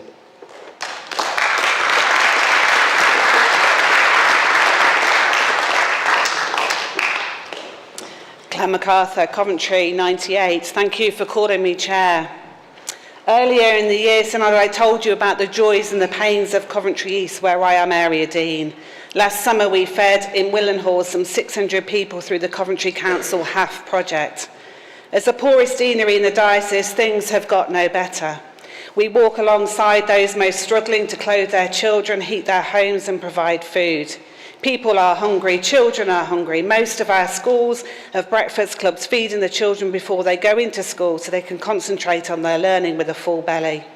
We have luncheon clubs for the elderly to come and get cheap meals, warm space in the winter months. St Peter's Hillfields are providing community breakfasts and lunches, a tagline, always free. We support many single-parent households, those running from domestic abuse, refugees and asylum seekers. Many families struggle on a daily basis, living off universal credit, when payments are delayed or they are waiting for the next payday, or when dad has failed to pay his way. Sometimes they have nothing left on the day they get paid because they are paying the debts off the month before. We also support families in low-income jobs where money coming in is not enough and not timely. It's getting worse. There are many charities in Coventry. Our local food banks fed over 18,000 people last year. Carriers of Hope, another Christian-based project, have teamed up with St Mark's Church to establish a World Food Hub. providing culturally relevant food for people. For just £5, they can choose a basket of groceries with a retail value of £30. Clothing Coventry, again another Christian-based charity, is providing clothing for 500 families a month. There is a shortage of children's clothes right now across our city. We have a clothing rail in our community centre. When we put new clothes up, literally within the hour, families are searching through. It's heartbreaking when I see newborn babies in my parish without vests or coats. I have distributed to hotels where we literally have to hold the door shut until we are ready, and then there is a massive grab as mothers try to clothe their families, many arriving in this country with nothing. With rent increases, food hikes and utility bills rising, people are struggling. And I also wanted to share with you some texts that I receive. Hey, I'm sorry to message you again, but we find ourselves in a position where I have no choice to ask for help for food. We literally have nothing again. I don't know what to do anymore. I've contacted household support, but there is now a waiting list. Claire, I am so stressed. The kids' school uniform is in the washing machine and the electric has gone off. I can't do this anymore. I have no money to top up. Help. Hey, I'm sorry to message. I wanted to know if you could help us with food and nappies. We have nothing. I'm really stressed and worried. I have nothing to feed my son. I don't know what to do. We've been to the food bank, but that won't last long enough. Please, can you help me get some gas? I'm freezing. I'm shivering. I'm so bad. I'm wrapped up. I need a hot bath. I'm begging you. I literally have nothing. No juice, no nappies. I'm so stressed. Claire, I can't leave the house. I have no money. I'm flooding everywhere. Can you get me some tampons? Monday night, I last ate. My stomach keeps cramping. I don't want money. I need food. I beg you, please help me. Can your church help me? My wonderful parishioners, as part of their giving, enable me to have a rector's discretionary fund. Many of them giving up their pension and heating allowance to help others. As a church, we collect weekly food for the food bank, but lots of families can't access those food banks because they're too far away or they're only open at certain times of the day. This year, I've entered into the home of one family where they were crammed into one room. The mom ushered me into the kitchen. She couldn't afford to put the heating on. She'd moved the settee into the kitchen as it was a more efficient way to heat one room in the house with just the oven on. The oven door was open and there were tiny school socks drying so carefully placed on that oven door. One family I took food to, I've never seen little hands move so quickly. They grabbed the food from the bag on the doorstep because they hadn't eaten anything for 2 days since they were fed at school. It's heartbreaking that families are struggling. As churches, we build relationships with families, and thankfully they are reaching out for help when their own support networks have been exhausted. Through our pastoral care and frontline ministry, and importantly trust, our local churches are stepping in, but we have limited resources and capacity. Something needs to change. I support this motion. Thank you.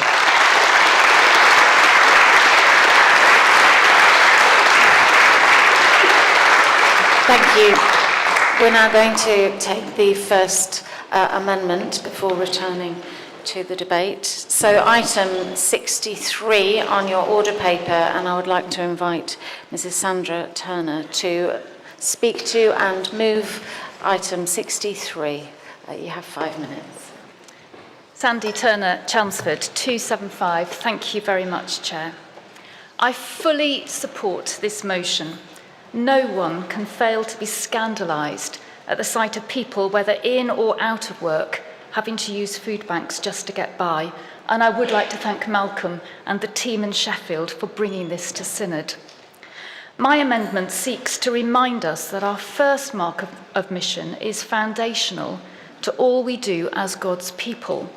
That is, to proclaim the good news of the kingdom, to share the wonder of a Saviour who came from heaven, full of grace and truth, a Saviour who bore our sins dying on a cross, a Saviour who rose again, a Saviour who promises that anyone and everyone who repents and trusts in him will find forgiveness and have eternal life.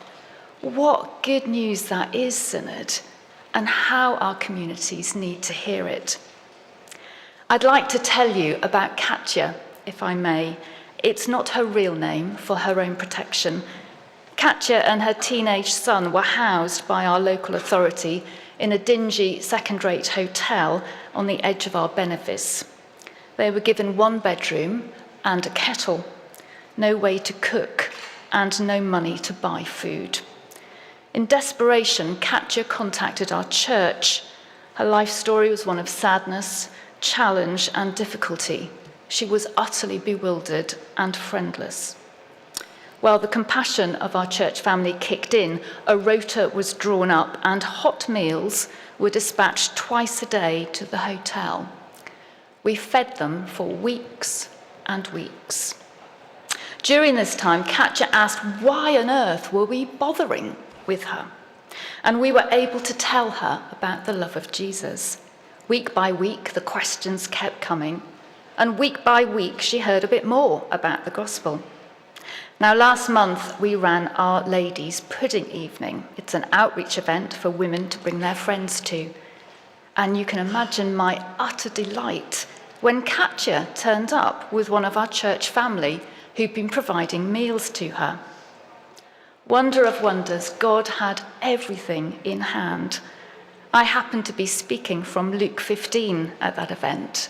And as Katja tucked into her tiramisu, she heard about God the Father, who loves us and longs for us to turn back to him.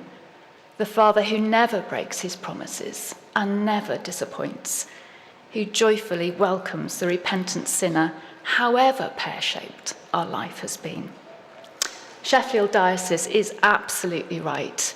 We should be those who care for everyone around us. We should be those who long for justice and who press our government to review social security provision. But, Synod, as Christians, we can do even more, can't we? By heeding our first mark of mission, by pointing people to Jesus, to the bread of life, for only he can satisfy our deepest need. A few weeks ago, Katja and her son were rehoused to a 1-bedroom flat, which at least has a kitchen. Katja has since read a lot more of Luke's Gospel, and I hope you'll remember her in your prayers and pray that she would indeed turn to Christ. At the end of the day, we all know that bread alone is not the answer. We have a great gospel to proclaim. It is the power of God for salvation to everyone who believes, and I would love it if you could find it in your hearts to support this amendment. Do vote for the motion. I move the amendment standing in my name. Thank you.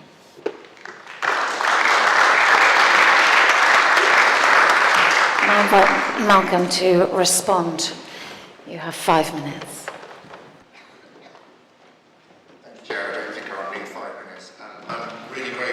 To Sandra for raising this amendment, for the speech she's just given, and in particular for the correspondence that we've had over the last few days regarding her amendment. Really grateful for that openness and the way we've been able to discuss in that correspondence. And she has reworded the original draft in the light of that, and I'm really grateful for that. I have considered this amendment really carefully, because I'm wholly committed to the proclamation of the gospel, and I believe too that it is only in relationship with Jesus Christ that we truly experience the abundant life that he brings for all.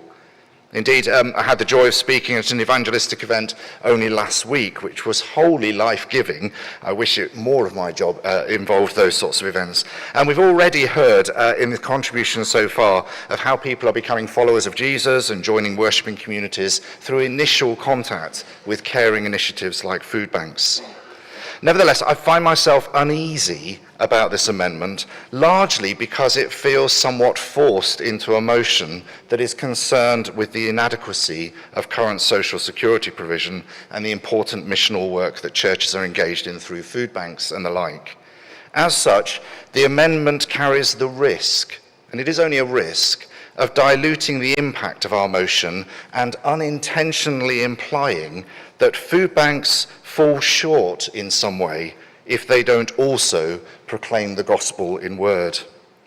I'm also personally not convinced that the 5-mark submission should be read hierarchically, with the first having primacy over the second and so on. I think they're much more integrated than that, holding together as a description of holistic mission.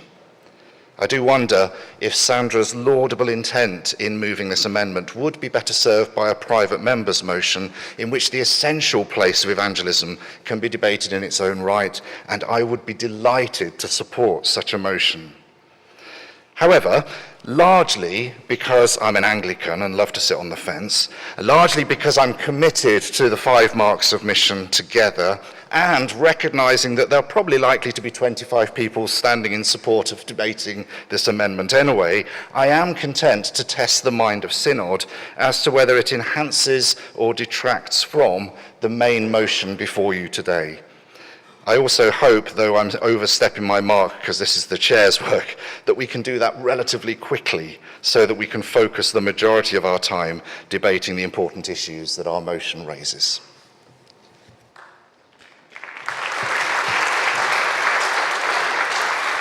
Thank you. This item is now open for debate, and the speech limit is 3 minutes on item 63. I call the gentleman in the shirt with feathers.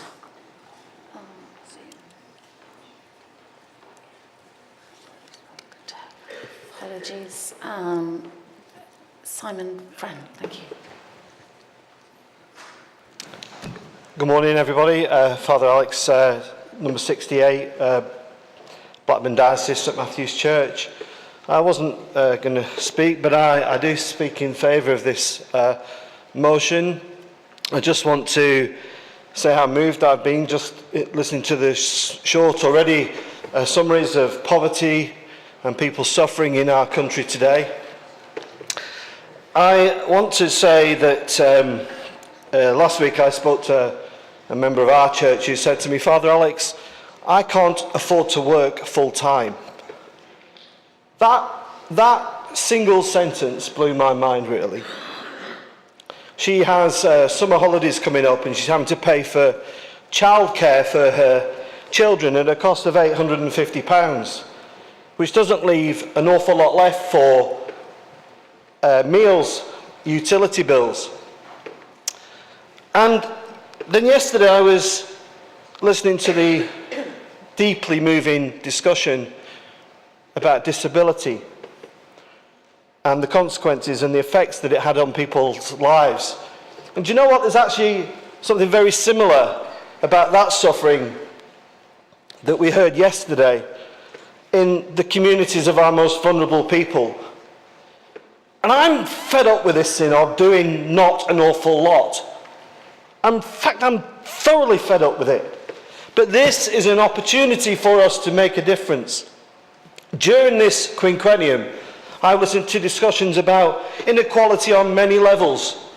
The inequality of our most disabled people, the inequality of our black and minority ethnic groups, and the poor. And yes, our LGBTQI brothers and sisters. But what I also saw in the chamber yesterday was a beautiful unity of people coming together with one heart and one mind in support of the most vulnerable people. And I encourage this synod to support this amendment, that we can do that for the poorest people in our society. Thank you.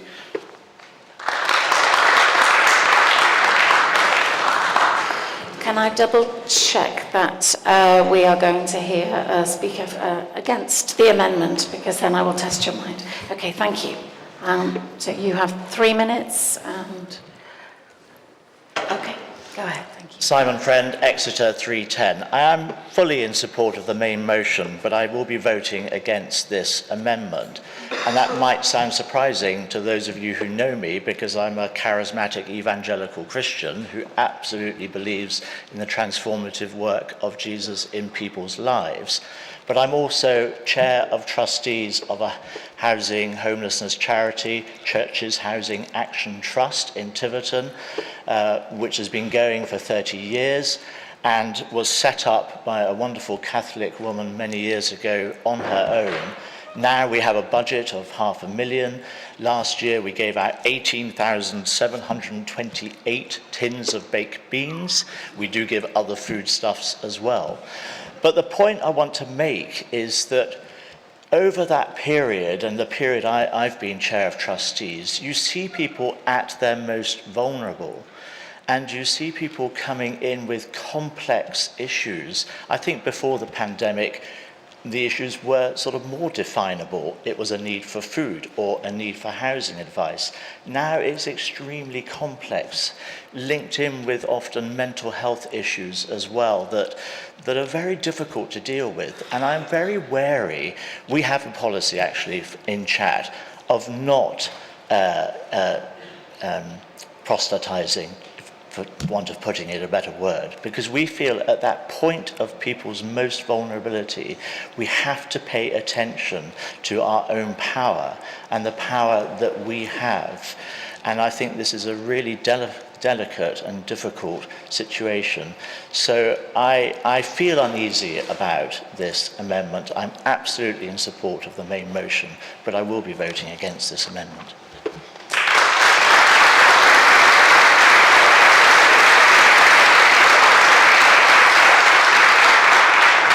I'd quite like to take one more short speech in favour and against. So would you, the two of you which are standing, would you mind indicating, are you in favour of this amendment? And are you against? Perfect, how tidy. We'd have 2 minutes, please. Go ahead, thank you.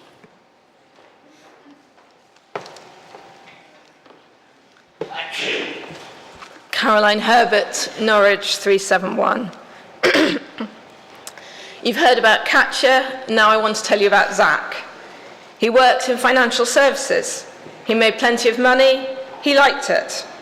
Some of his dealings might be a bit questionable, but no one could question him.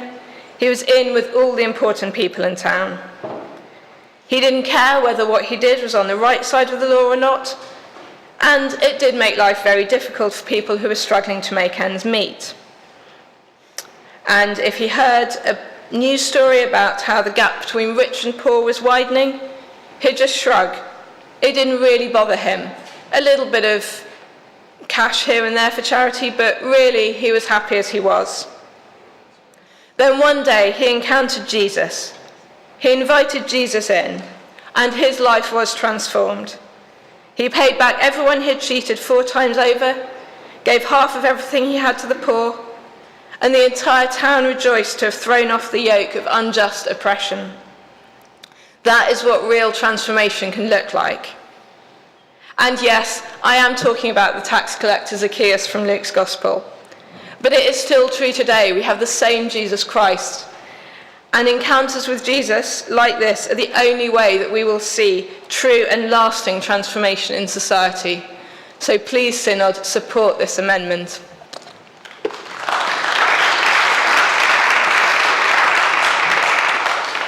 Nicola Denyer, Newcastle 368. Excuse the voice, I've got a cold, so I'll try not to speak with too much of an accent and speak slowly so you can understand me.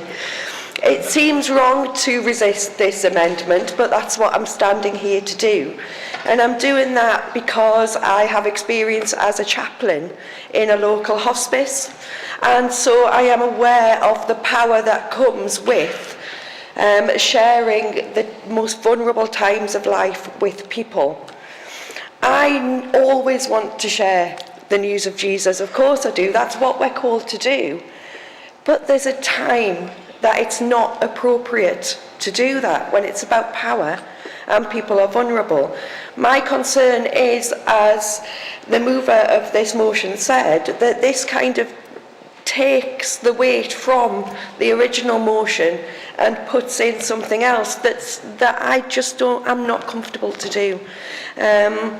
I think of many of the people that I worked with who were dying and their families and friends who said to me, do you know, I'd normally shy away from religious people, but after talking to you, it's all right. Now, if I'd gone in and, you know, carried out the first mark of mission, which is wonderful and what I'm called to do, some of them would have shut the door in my face. And that's what I'm worried about with this amendment, which is why I'll resist it. Thank you.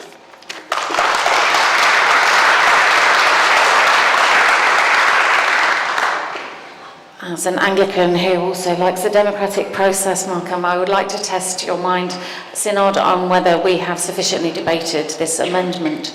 Those in favour of a motion for closure on item 63, please show. Those against, please show. The motion for closure on item 63 is carried. So, Malcolm, I invite you to respond to the debate on item 63. You still have 5 minutes. Thanks, Chair. I wasn't expecting to respond, actually.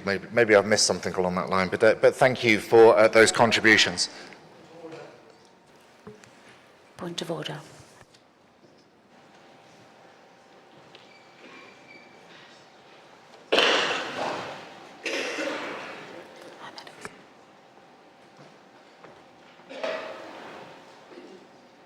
Stephen Hoffmeyer, Guildford 320.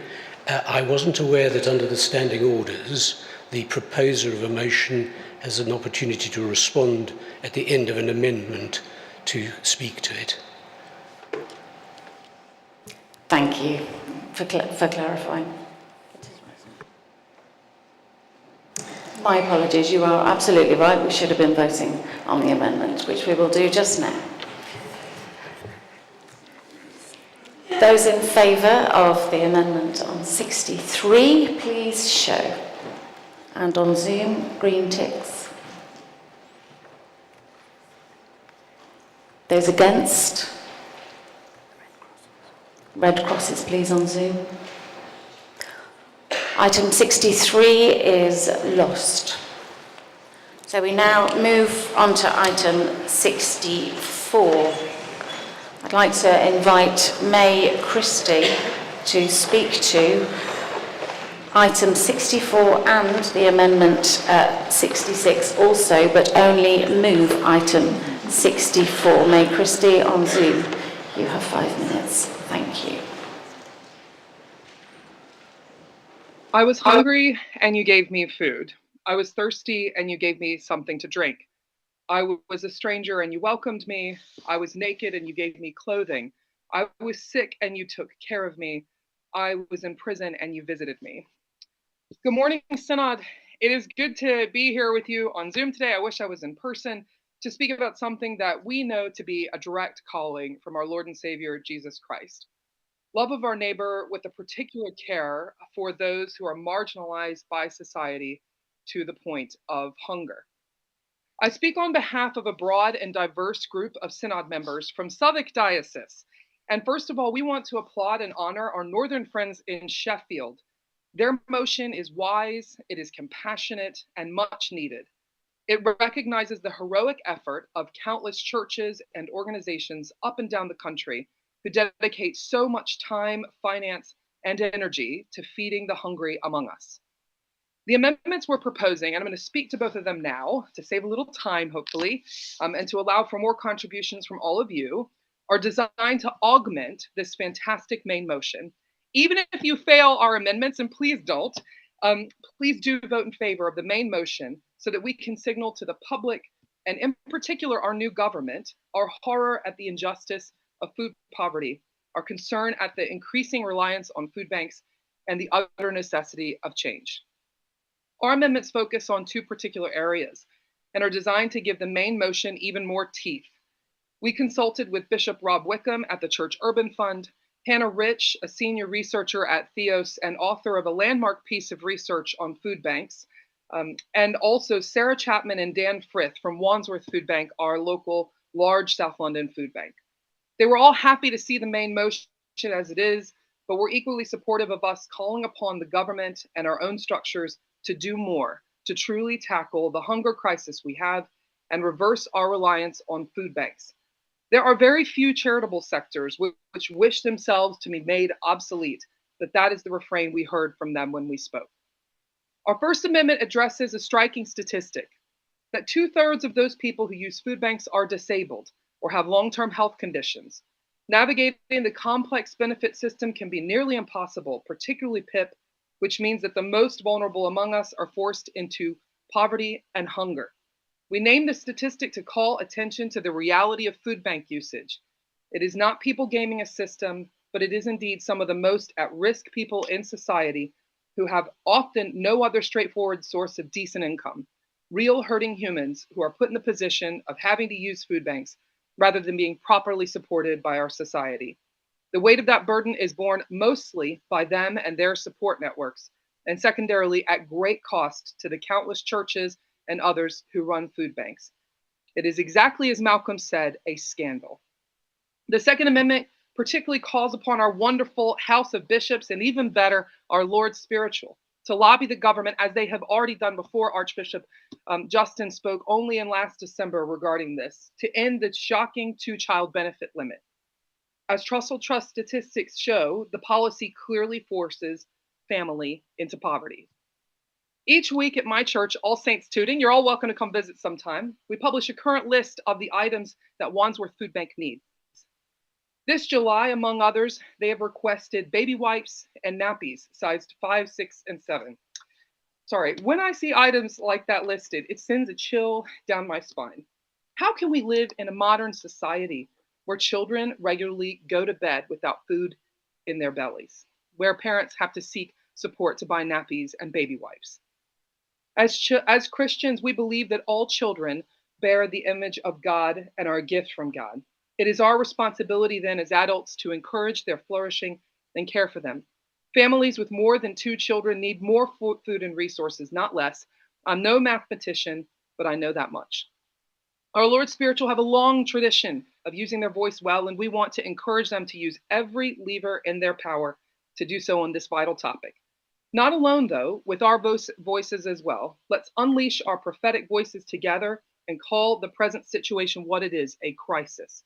One which could be reversed. Food banks are on the whole a relatively new invention in this country. Let us follow our Lord's command to feed the hungry and give drink to the thirsty, to comfort the afflicted and love our neighbor. Please do vote for our amendments and the main motion, and let us give thanks for those among us who work tirelessly for our food banks in the face of such great pressure and need. I first move, I guess it's number 64 in my name.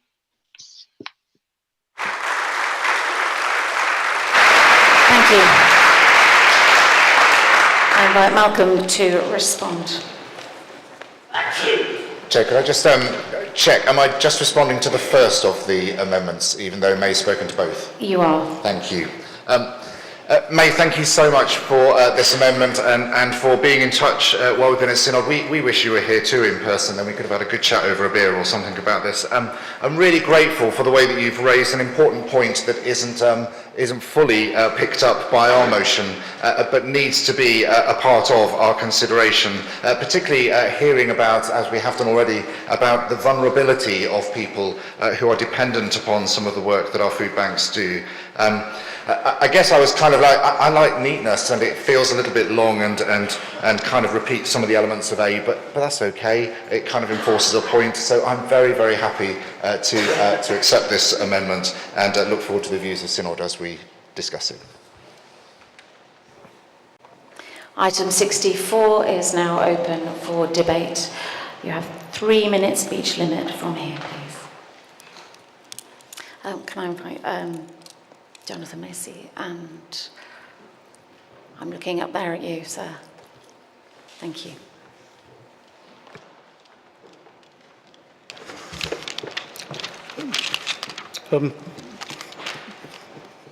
Southwark 224, Jonathan Macy. Thank you, Chair, and colleague May as well. I had 2 hats. The first is that I am Southwark's disability advisor, and the other is that I am the Vice Chair of NECN, the National Estates Churches Network, who work in the poorest areas of our lands. So that is disability and poverty. There is a reality that you have to actually name a problem to have it solved. The correlation between disability and poverty is absolutely frightening when you look.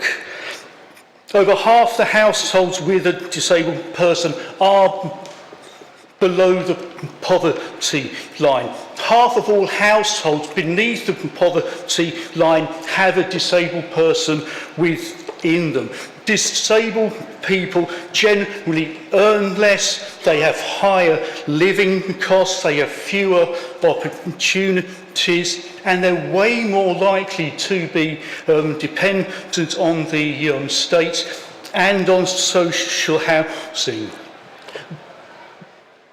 This then becomes this sort of vortex where people with disabilities are overly concentrated in areas of poverty. What does that mean for our churches? It's really, really simple. Churches with the lowest resources are working with the highest and the most complex needs. I will repeat that.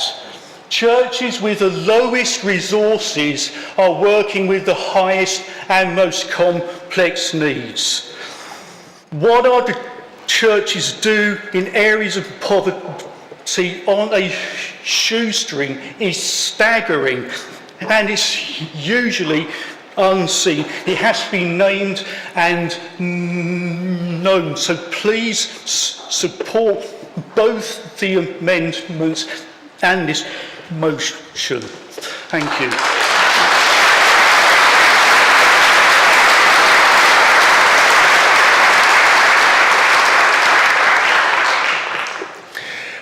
After the speaker, I'll call Fiona McMillan. Thank you. Thank you, Chair, for calling me. Andrew Mumby, Southwark 225. I'm very much in support of the main motion. Thank you to my Southwark sister May for bringing it, and to my brother Jonathan for highlighting some really important issues there.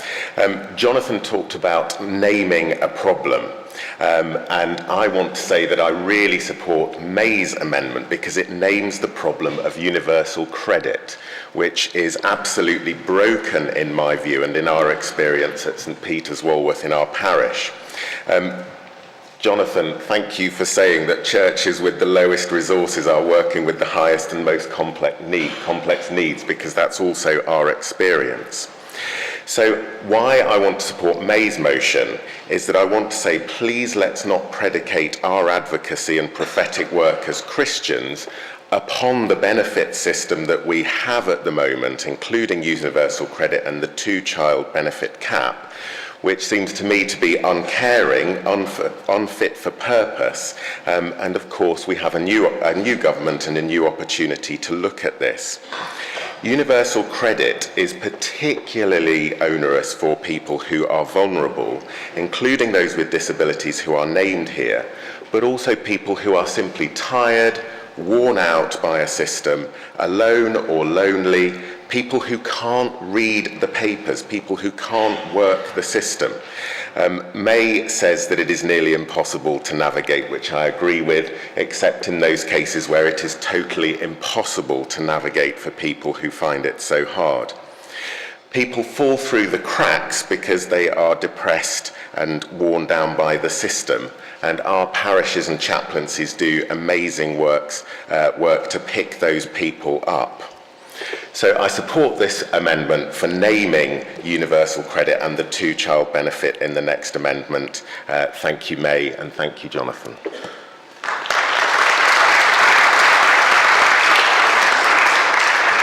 After Fiona McMillan, I'll call the lady standing over there, and you. Thank you. Thank you, Chair. Fiona McMillan, 357 London. I haven't used a food bank, but I've come pretty close. I have lived on disability benefits and in social housing for some years. I bought food on credit card and relied on my mother to give me funding. I would like to say something about the background, which the government don't understand. Disabled people can apply for two benefits. One is ESA, Employment and Support Allowance, or the disability-related component of Universal Credit. Those are out-of-work benefits. The second is Disability Living Allowance or Personal Independence Payment. These are not related to work, but to someone's need for support in daily life. They're awarded to people in and out of work to enable us to take part in daily life. The disability charity scope talks of the disability poverty premium. These are the additional costs disabled people face simply to live. That's equipment, support, heating bills, food, a second person accompanying them. Many people think these are provided by the state, but they're simply not. The Social Metrics Commission is a body not referenced in the otherwise excellent briefing paper. It's a coalition of charities, research institutes, and think tanks. It demonstrated that government counts disability-related income, that's DLA or PIP, but fails to use disability-related expenditure in its calculations, and this is one of the causes of disability-related poverty. Disability benefits have been reformed, I use that word advisedly, by successive governments, convinced that there must be huge amounts of fraud in the system. But despite stringent benefit tests, the work capability assessment and so on, which have led to deaths of disabled people whose money has been cut, the current fraud rate is seen as being 0.4%.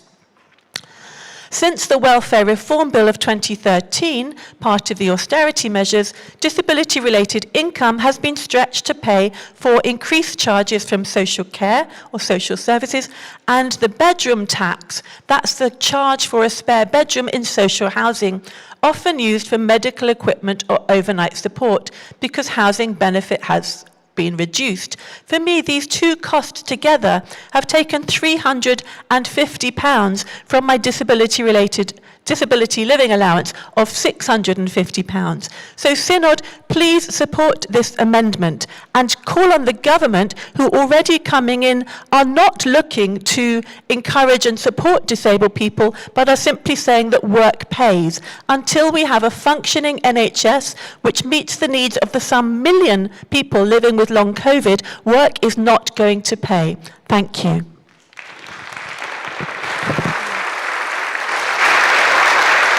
After our next speaker, I intend to test your mind on a motion for closure on this amendment. Thank you. Thank you. After our next two. Michaela Suckling, Sheffield 411. Thank you for raising the point that the most complex needs are met in the most deprived areas. And I would echo Bishop Phillips' call for us to be more equitable in our own finances within the church. I want to talk about the impact of food insecurity on both mental and physical health. I'm an Anglo-Catholic parish nurse. Our parish is from a slum parish, and that level of deprivation continues today. The impact of food poverty on both physical and mental health increase the risk of chronic diseases such as diabetes, cardiovascular disease, certain cancers, including breast and bowel, and obesity. There is an increased risk of depression and anxiety, as well as eating disorders, with some experience panic attacks while shopping due to the anxiety of overspending and having to put items back.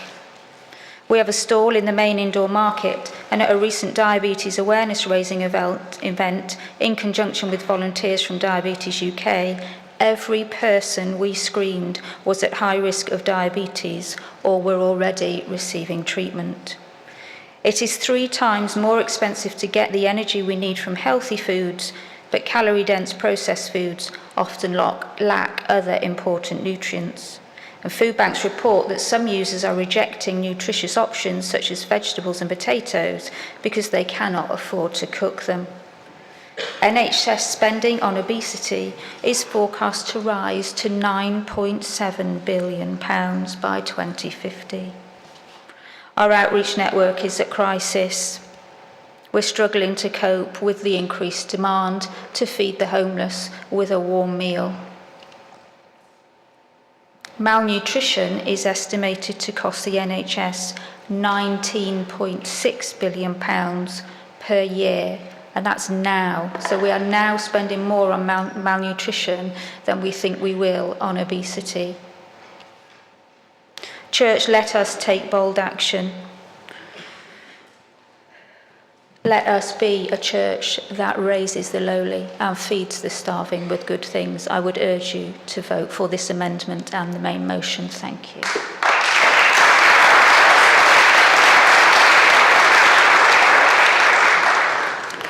Martin Poole, Chichester 97, thank you for calling me Chair. Thank you, Malcolm, for this motion, which I fully support, and May for this amendment. As Vicar of St Luke's, Preston Mill and Brighton, I'm also automatically Chair of St Luke's Advice Service, which is a debt and advice charity that was set up by the Church. Last year we helped over 800 people, most of whom who had mental health issues or a disability of some kind, winning for them £1.3 million of extra benefit that they didn't realise they could claim. I particularly want to focus on the very last sentence of May's amendment about those organisations that are being driven to breaking point. Whilst we help all these people, over the last 18 months, we have been close to having to close down St Luke's Advice Service twice because of lack of funding. Ironically, we're winning all this funding for people in need, and we can't find the funding for our own organisation.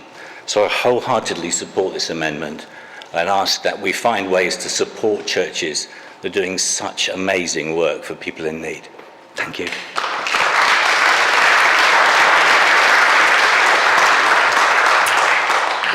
I now propose a motion for closure on item 64. Those in favour, please show. Those against? Motion for closure is carried. We now move to vote on the item 64, this amendment. Those in favour, please show. And on Zoom. Those against? Item 64 is carried. I now invite Chantal Noppen to come and speak to and move item 65, her amendment. You have 5 minutes. Thank you. Chantal Noppen, 108, Durham. Thanks. We do a disservice to ourselves and others when we overlook the disparities in experience and assumed privilege across the country.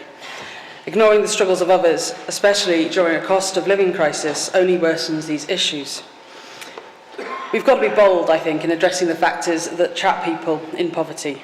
We might be in the same storm together, but the boats we're in are not the same at all. And the impact of the cost of living is simply not experienced evenly, as we've just heard. Adding the proposed essentials guarantee to this amendment to the motion is a further step, I think, towards acknowledging that we care and want to do things to help those who are affected by poverty. It shows our belief that everyone should have access to opportunities to flourish and receive assistance tailored to their circumstances.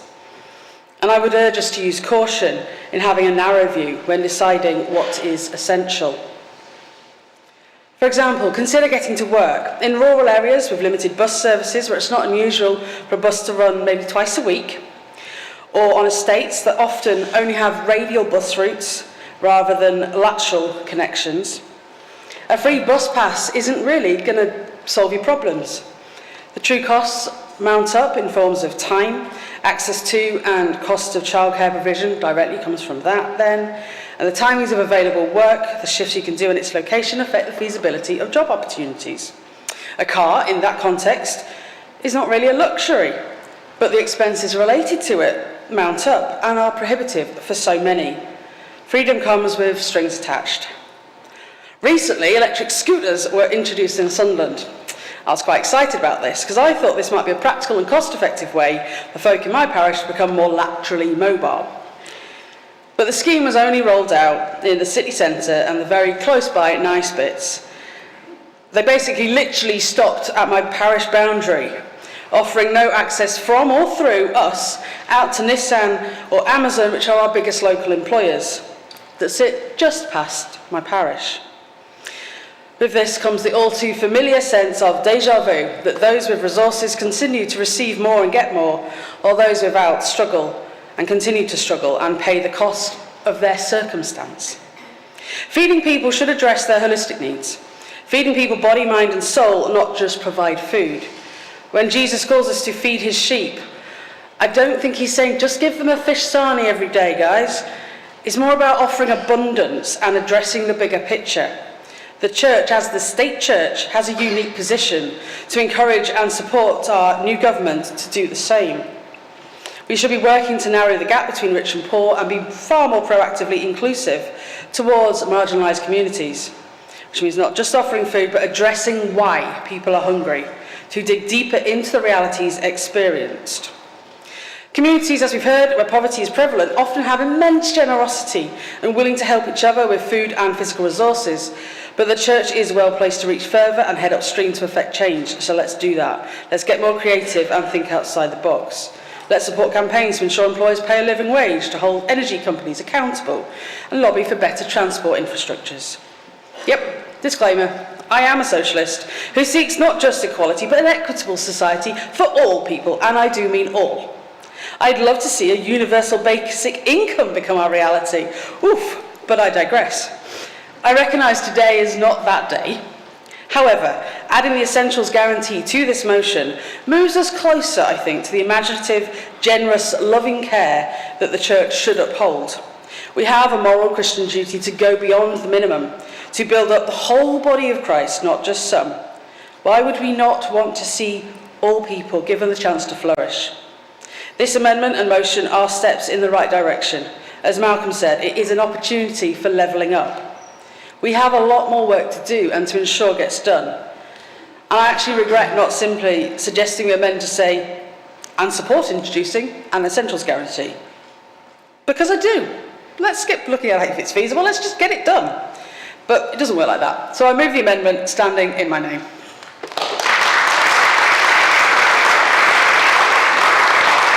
I'll let Malcolm to respond. You have 5 minutes.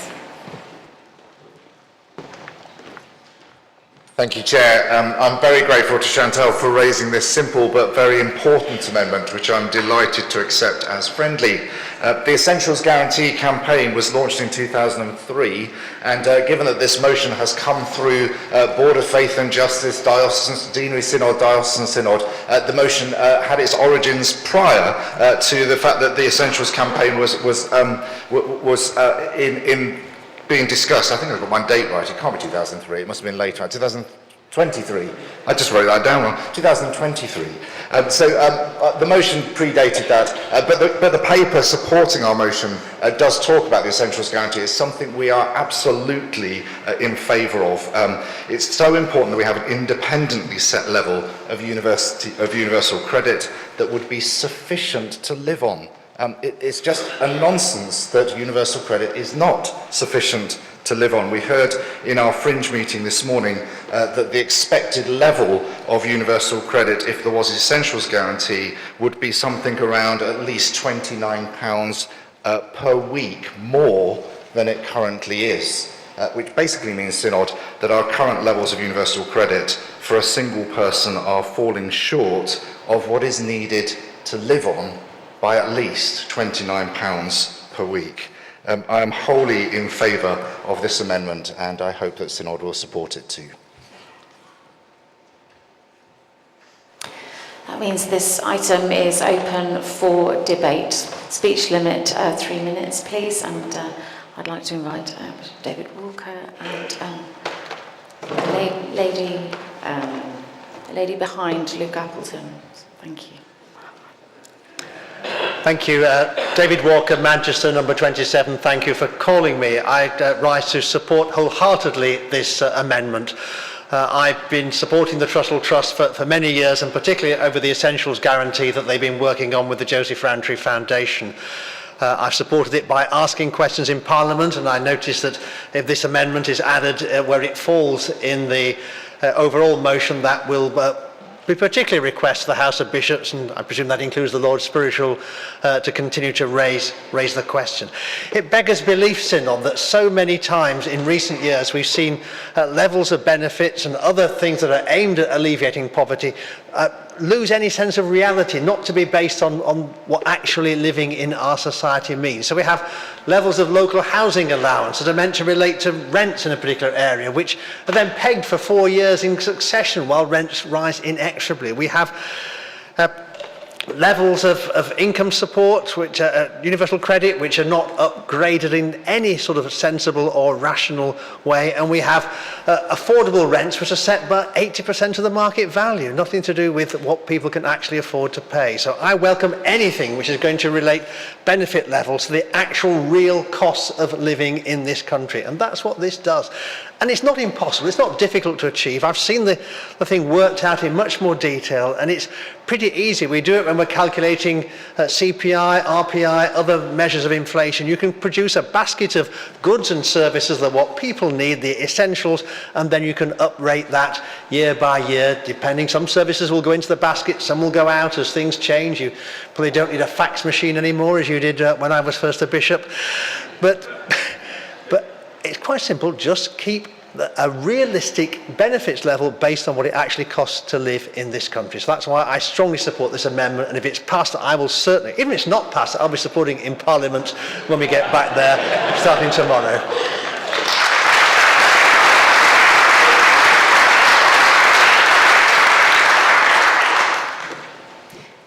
Can I check if anybody wishes to speak against the amendment?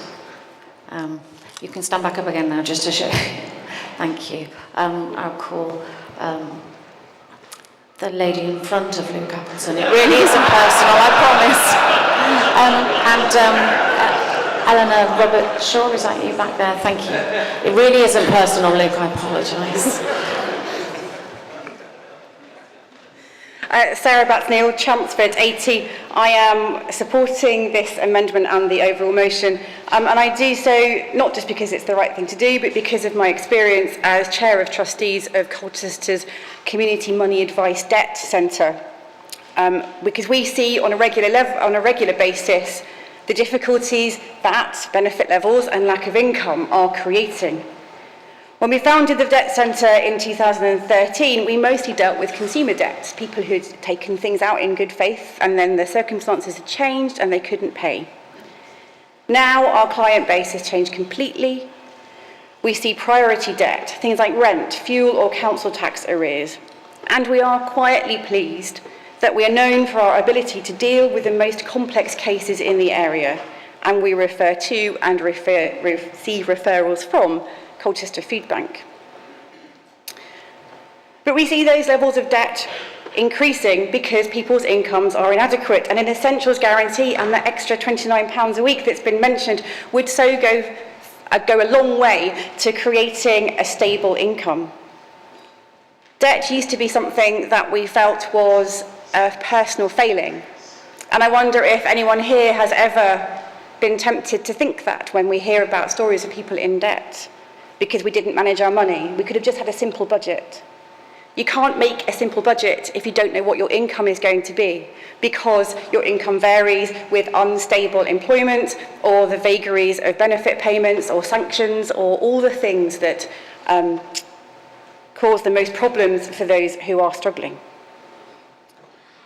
I had been tempted, Chantal, to add an amendment myself to this motion asking for campaigning for the real living wage, but I didn't because I felt that would dilute the essential quality of this motion.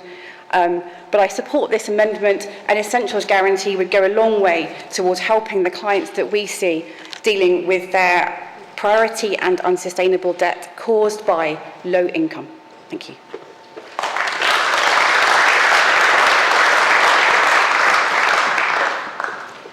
Katrina Scott, 123 Gloucester Diocese. Thank you for calling me. I support the motion very strongly, and I think the amendment also adds some really helpful detail, and I'm really pleased to support that. I am the Area Dean of the North Cotswolds, rural communities in Gloucestershire. Immediately I say that, you may find that your minds fill with images of wealth and prosperity. Indeed, if you Google house prices in the area, you will find some extraordinarily high prices. If you drive through the area, you will see lots and lots of tourists boosting the local economy. There is wealth, but there is also poverty. There are many people struggling in life. I strongly support this motion, this amendment, and I want to emphasise that this is an issue that faces all of our communities across our whole church. Our local North Cotswold food bank saw an increase in food parcels being given out of 11% from April 2023 to March 24.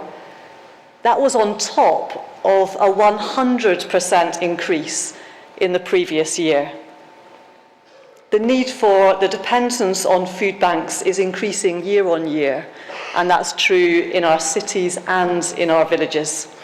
I want to particularly highlight to you this report, the Hidden Hardship Report, a significant piece of research conducted by Dr. Stephanie Denning, an assistant professor at the Centre for Trust, Peace and Social Relations at Coventry University.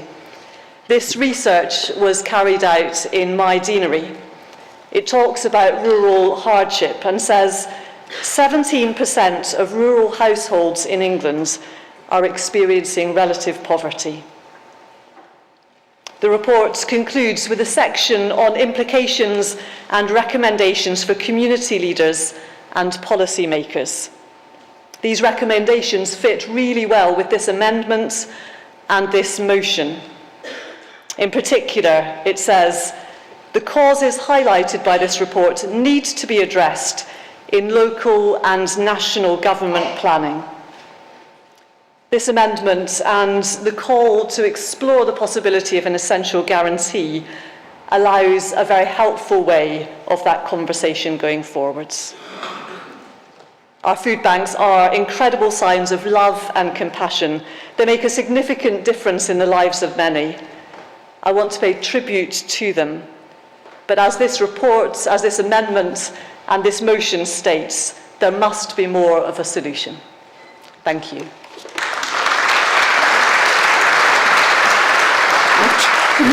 After our next speaker, I will test your mind on a motion for closure on this amendment. Thank you. Robert Shaw, 217 from the Great Diocese of Sheffield. For those of you here who placed in our bingo, I had not intended to stand in this debate. However, I felt it really important to support this amendment, and it was something that my sister in Christ, Claire, said that made me wish to stand. Synod, I want to talk about periods. My 14-year-old self is dying inside. My 47-year-old self needs to say this. As a woman, one of the most humiliating things that can happen to you is that your period leaks through and people see that you are on that period. It's happened to me. I'm sure it's happened to many women in this chamber. The fact that there are women in our society, in our world today, who can't afford the essentials of sanitary protection is an absolute scandal. We should be so ashamed that this happens in our society. Claire, I was moved to tears by what you said about those women who were texting you to say that they needed sanitary protection. If we call on this, surely we can call on our government to make sure that if there is an essentials thing in place, that women do not have to beg for this basic need, this basic human right of being able to protect yourself when you're on your period. Thank you.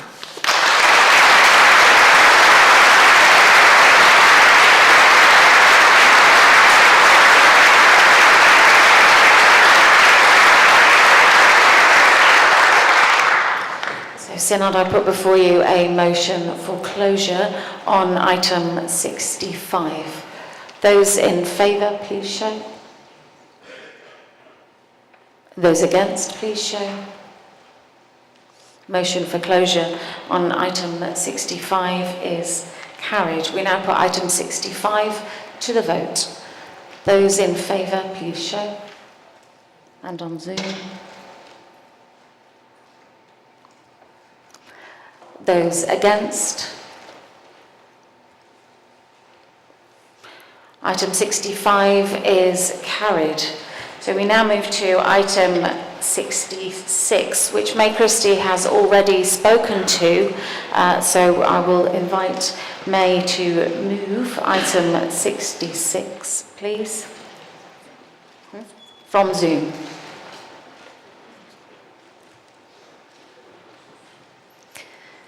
If you could let May Christie unmute on Zoom.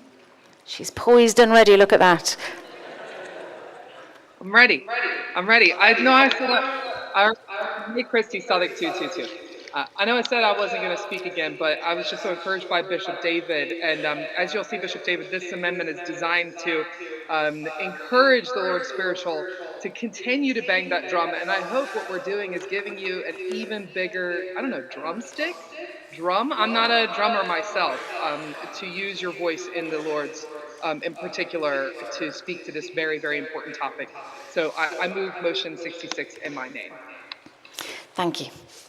Malcolm, would you respond? You have 5 minutes.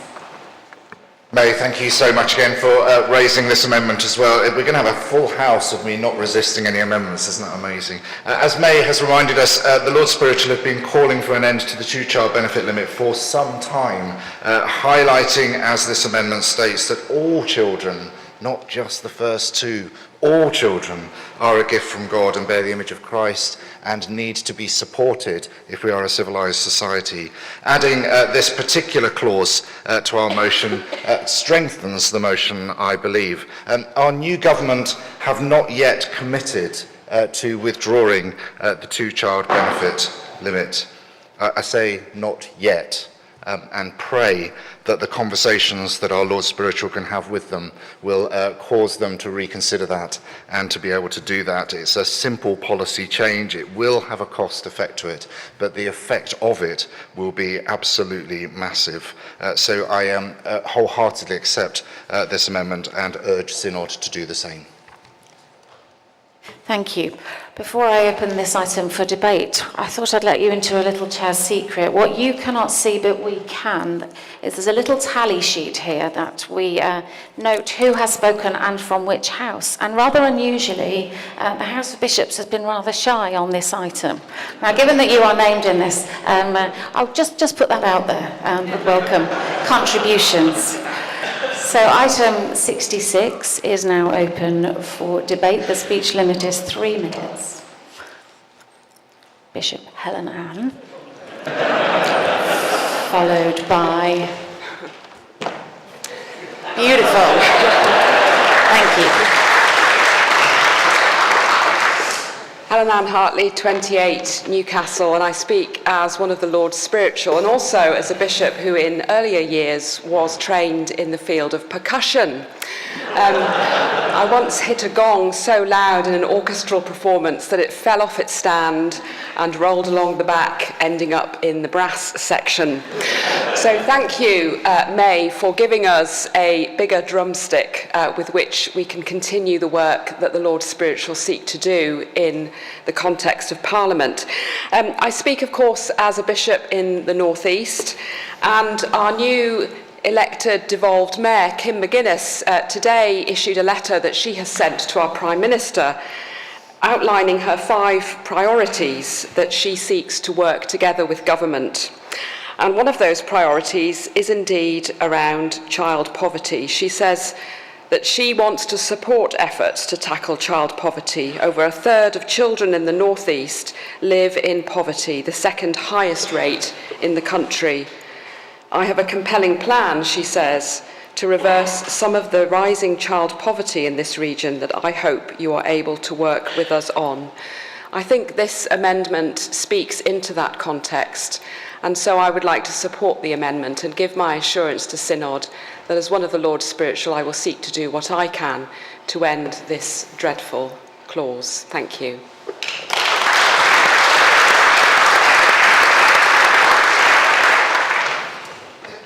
Stephen Conway, Lincoln 25. I welcome May's proposed amendment and really grateful for the encouragement. Just to note that one of the key bishops who has been fighting this cap for a long time was Paul Butler, the former Bishop of Durham. I would like just to note that for us as a synod and to applaud all that he did, but also to remember that he was the lead bishop for education. And to say that also, as Lord Spiritual, our commitment to reminding Parliament and the country about the place of our schools, not just our church schools, but all community schools, in engaging the front line of child poverty and of child poor mental health, often rooted in the poverty that children and their families experience, and to say that we must not let up in our commitment to the Church of England's vision for education, which demands the flourishing of all our children and their families in order that we all might flourish as a society.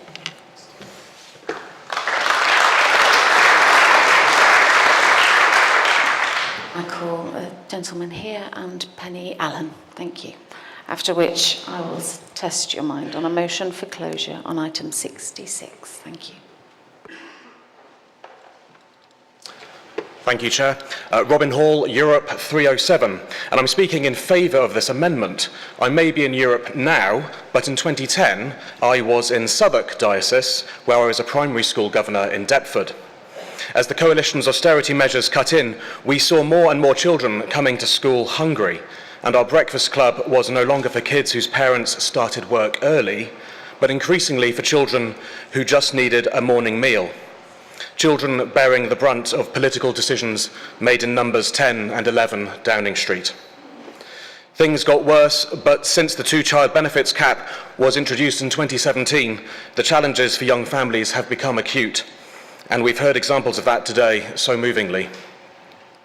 Synod, we've seen how the bishops have challenged the last government when it was right to do so, and I'm sure I'm not the only one here who wanted to cheer when they heard one of the Lord Spiritual in the media challenging the toxic rhetoric about migrants.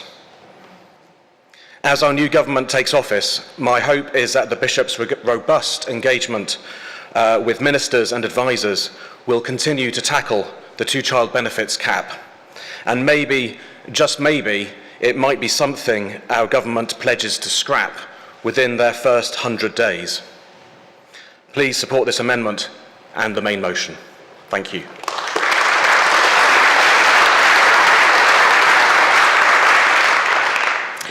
Penny Allen, Lichfield 335. Thank you so much to everyone who came to the Open Synod quiz to support the Trust or Trust. We have £1,000 in a box. We're waiting for our expenses bill. Firstly, I want to speak to you about children because I've spent my working life with them in schools. And I want to tell you what's being reported to me at the moment about the situation in schools. So I want to say to you that there are some schools now, and I'm saying that actually only 78% attendance is taking place at the moment. Part of that is due to poverty, inadequate clothing, inadequate food, inadequate sleeping arrangements, because people are being crammed into one room rather than occupying their full properties. I want to say to you that teachers in schools are funding breakfast clubs. I want to say to you that children in warm classrooms who are cold are falling asleep in the afternoons. I want to say to you that when you have a PE lesson, you have to say to some children, would you like to sit down? Because they don't have the energy, because they don't have the food to be able to be operating in a normal way. I want to say to you too that some children are stealing both from shops and from other children at school so that they can have something to eat during the break times. I want to point out to you that If we work together, and we are going to have to work together with all civil authorities to try to do something about this, then we will really have more effect.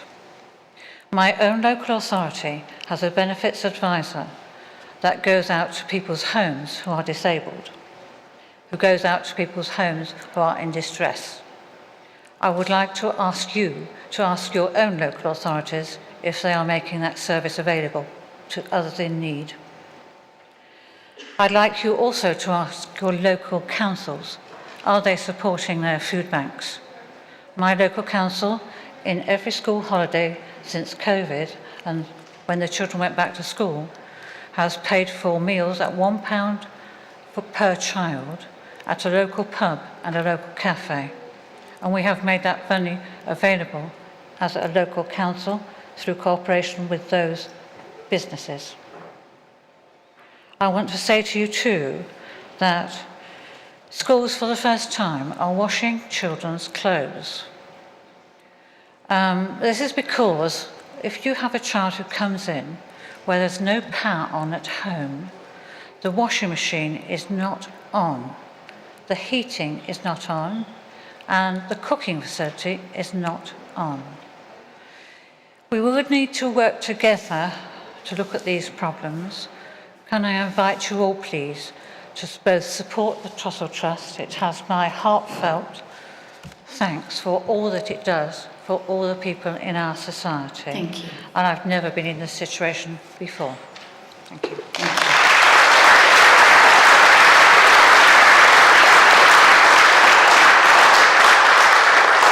As there is no one wishing to, or indicating that they wish to speak, we will now put item 66 to the vote. Those in favour of item 66, please show. And Zoom. Those against, please show.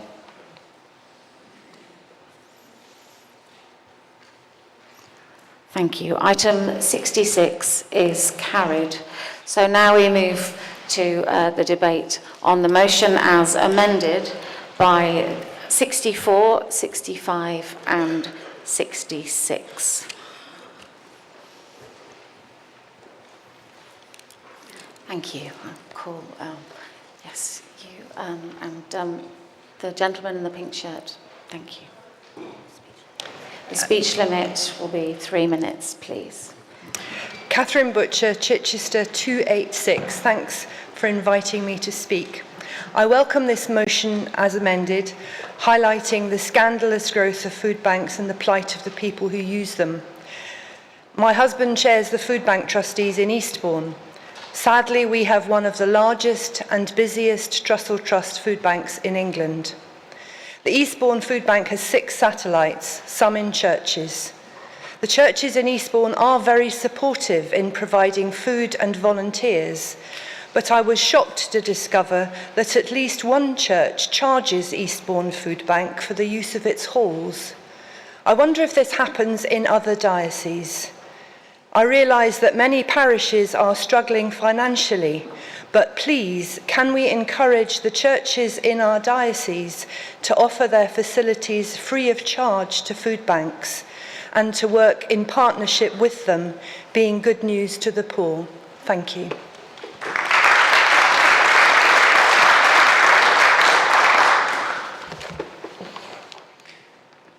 Martin Alton Lloyd, 285, Chichester Diocese. And I speak with the knowledge I gained from my employment, which is a director of Chichester Diocesan Association for Family Support Work, a charity with 20 social workers supporting over 800 families a year. And we run our own food bank. This is only the start. If we are sincere in our desire to end food poverty and child poverty, increasing benefit is only the start. Many of the families we support with food have adequate income. They haven't the means to manage it. We have one family who are very well supported with benefits, but they don't have the personal support they need. They are what is called a chaotic family. A manic depressive parent, an autistic parent, and 3 autistic children. Other than ourselves, they get no personal support. There's a social worker in the background, there's lots of benefits, but they need people to guide them and help them. We have many families that come to us that have gone through the education system where it is now food tech rather than domestic science, and they come to us and we constantly run courses about healthy eating and about budgeting, because the families we are supporting have not got the skills. It's not their fault, it's the system that failed. If we don't teach young people how to use food, how to eat, what is nutritious, how do we expect them to manage as adults caring for children? We can't do it. So we've got to look. There's lots of fundamental problems in our systems now that have got to be addressed. Yes, I welcome the call to increase benefits. Like Trussell Trust, I would love to shut our food bank down. Unfortunately, our food bank, in one form or another, has been running for 134 years. So there is still a lot we need to do. To the Lord Spiritual, you have got to help by holding this government, as you did the last government, to account. They have no effective opposition. It is really down to civil society to hold them to account now. So I wholeheartedly support this and thank Sheffield for bringing this to Synod.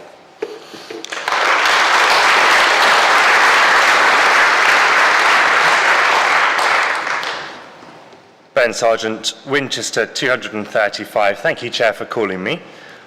I warmly welcome this motion. When I became a vicar of a parish in the wealthy New Forest 11 years ago, we fed nobody.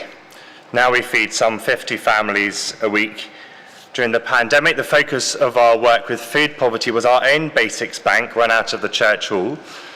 Now it's by working with a charity called Fair Share, which I want to commend to you now. Fair Share is spelled F-A-R-E, share, and it's all one word. Please do look it up. Fair Share liaises with supermarkets to see that unsold food does not go into landfill. Instead, every Friday morning, our church volunteers transform our car park into a delivery centre. Our hall opens as a community cafe, and a large van arrives with basics and more. For a very small charge that we can waive or cover ourselves as a church, local people receive a minimum of £30 worth of food, which usually equates to 2 or 3 large shopping bags. This includes basics as well as special items which fall victim to the whims of the free market. Quite often unusual vegetables like celeriac. We're quite a middle-class bunch in Synod, aren't we? I imagine you probably have celeriac smoothie for breakfast on many days. Different meaning to the word motion, probably. We often end up too with vegan food and luxury things like chocolate as well. It can be quite exciting to see what arrives. Well, one week we had a glut of hundreds of avocados, which we were able to advertise to the whole village. Since a small fee is charged, which I said can be covered by the church, and because cutting food waste is also good for the environment, we find that some of the assumed stigma of using a basics bank is lifted. Most people are happy to say that they use Fair Share, and of course we also continue to work with our wonderful local basics bank as well. Nationally, Fair Share supports over 8,000 projects like ours, feeding over 1 million people a year. Perhaps they could be part of your church's fight against food poverty. I commend this motion, though I'm saddened by the need for it. Thank you.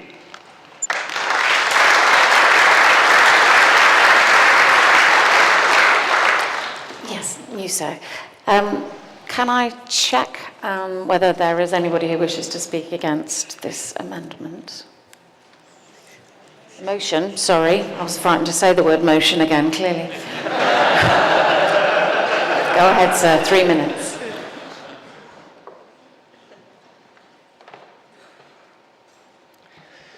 Dennis Tully, Nottingham Southall, or Southall and Nottingham, 423. Thank you, Chair, for calling me. I want to address something specific that's been alluded to throughout the various presentations, which is that of the process that is within the welfare system and how it impacts on people. The motion asks the House of Bishops to address the critical issue of reliance on food banks, a symptom of an inadequate welfare system. And this is fundamentally about ensuring that the most vulnerable in our society can access the support they need to be sustained, flourish, and progress. As the Chief Executive of Emmanuel House, a charity providing services for people who are homeless, I witness daily the stark failures of our current welfare system. The shortcomings of the benefit system extend beyond financial insufficiency. They encompass systemic process issues that exacerbate vulnerabilities. So, for example, the benefit system is complex, resulting in extreme cases where some vulnerable people resort to begging rather than face the challenges of appointments and forms. Even if the system is entered, it can be lengthy and bureaucratic, with a long time gap between meeting immediate financial need and eventually getting benefits. This leaves people with no access to financial resources, thus resorting to food banks or even loan sharks. At Emmanuel House, we provide support for people to access their benefits, making phone calls, filling out forms, accompanying people to appointments, and also preparing people for tribunal appeals. Without such support, the system can punish you. People who suffer from information technology poverty face significant disadvantages in the benefit system. To set up benefits, you need access to a mobile phone and an email address. This means needing access to a computer or a smartphone. Without them, communication with and accessibility to the benefit system is hindered. Under such circumstances, the system puts people into further deficit by sanction and deductions. For instance, when the system overpays someone, the claimant will spend the money, but then it is clawed back as if they were being fined. Such circumstances always disadvantage the vulnerable, prompting some people to seek other means of income, including leading to desperate actions like sex working or sex for rent. Depending on circumstances, the system can make overwhelming demands on a person with multiple appointments, frequent assessments, and unpredictable changes in benefit levels, creating instability and anxiety. This complicates budgeting and future planning. Thank you, sir.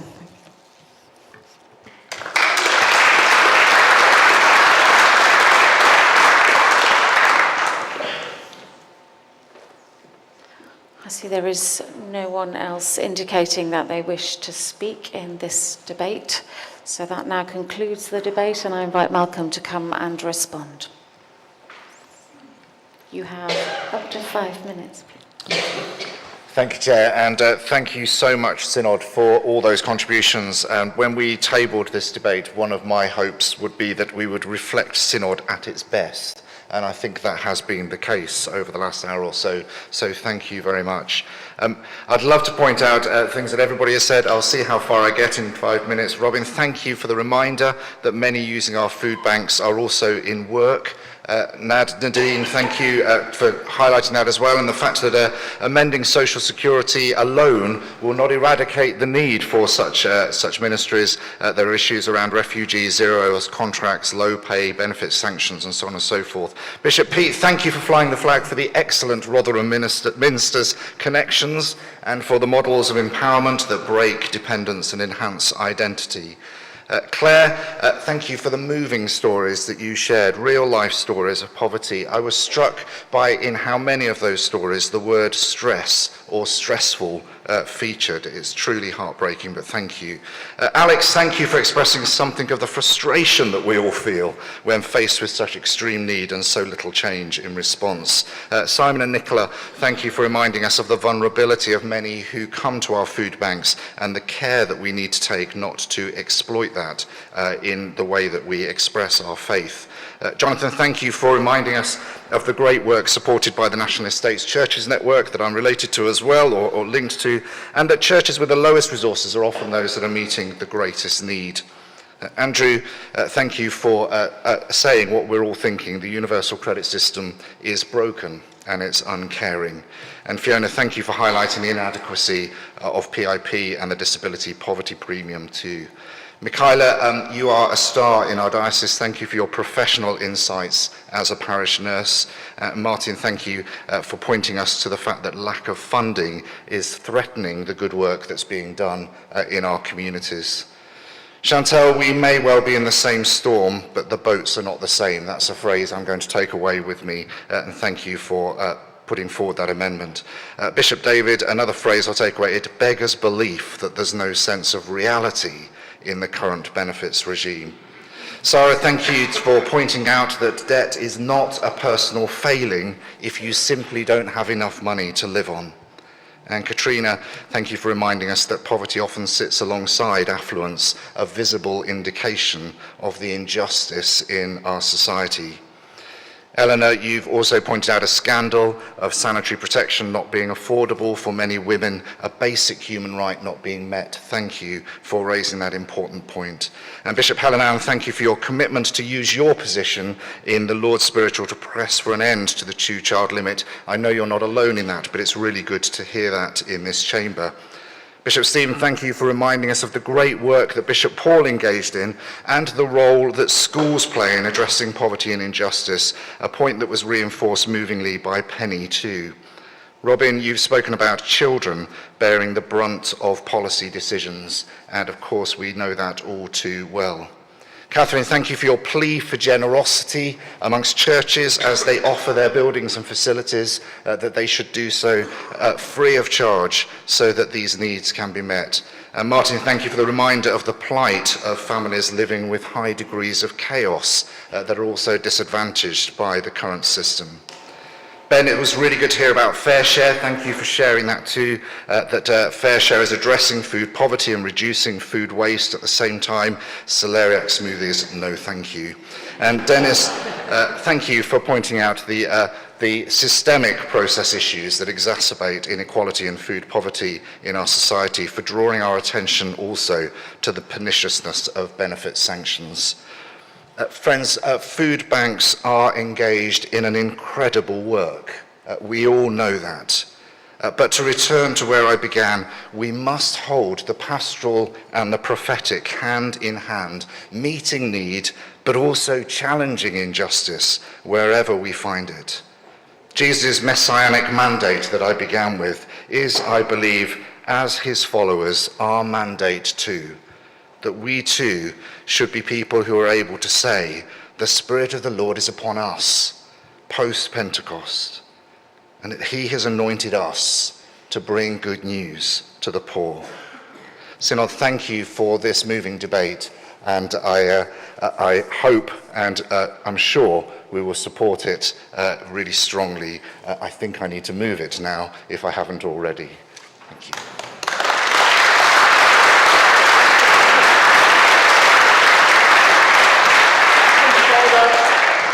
Point of order, go ahead. Can I request, because of the importance of this subject, particularly to those outside the church, that we have a counted vote of the whole synod? Can we have your name and number before you... Angus Gowdy, 300 Durham. And if you repeat your point of order, counted. Because of the importance of this subject to the world outside and the government as well as ourselves, I believe we should have a counted vote of the whole synod. Thank you very much. That has my consent. We have been made aware of a potential issue that may affect a small number of the voting handsets. Should this issue affect your handset, you will know because the screen on the handset will be blank. If for this or any other reason you're unable to vote using your handset, please try your neighbours. You can fit several in that 1 minute that we have. Failing that, if it hasn't been recorded, you can approach the registrar in order to register your vote. So we will now have...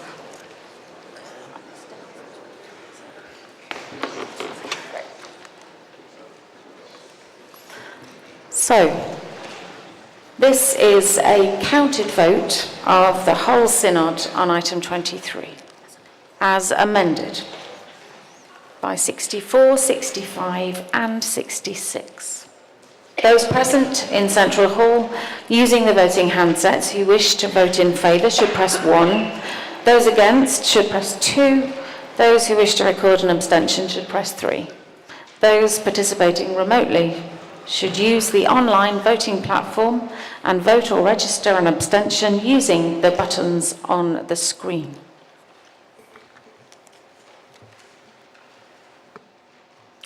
The voting period is now open and will end in 1 minute.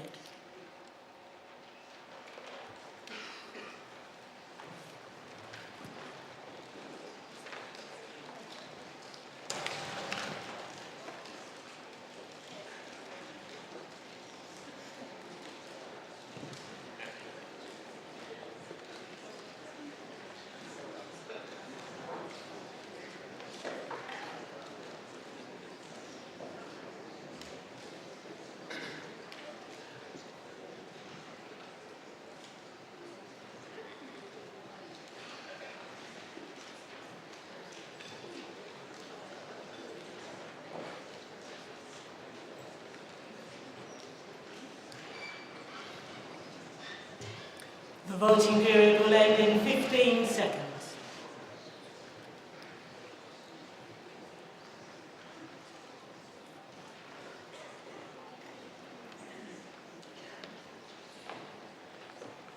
The voting period is now ended.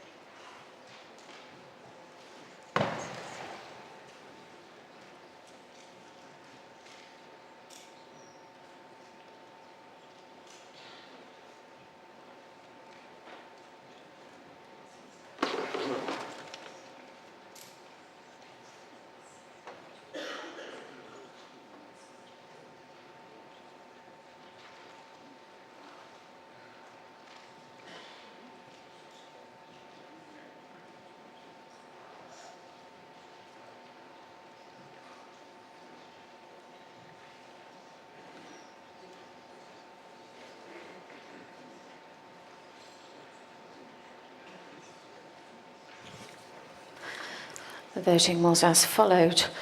Those in favour, 274. Those against, 1. Recorded abstentions, 0. The motion is carried. Synod, that concludes this item. Before you scuttle off to lunch, because we have finished early, which is unusual, I should let you know that the kitchen were expecting to feed us at 12:50, but they are willing to receive us from 12:15, but ask that you maybe take the long way round, so don't go early before that, and enjoy the extra fresh air ahead of our business this afternoon. That concludes this item. Thank you.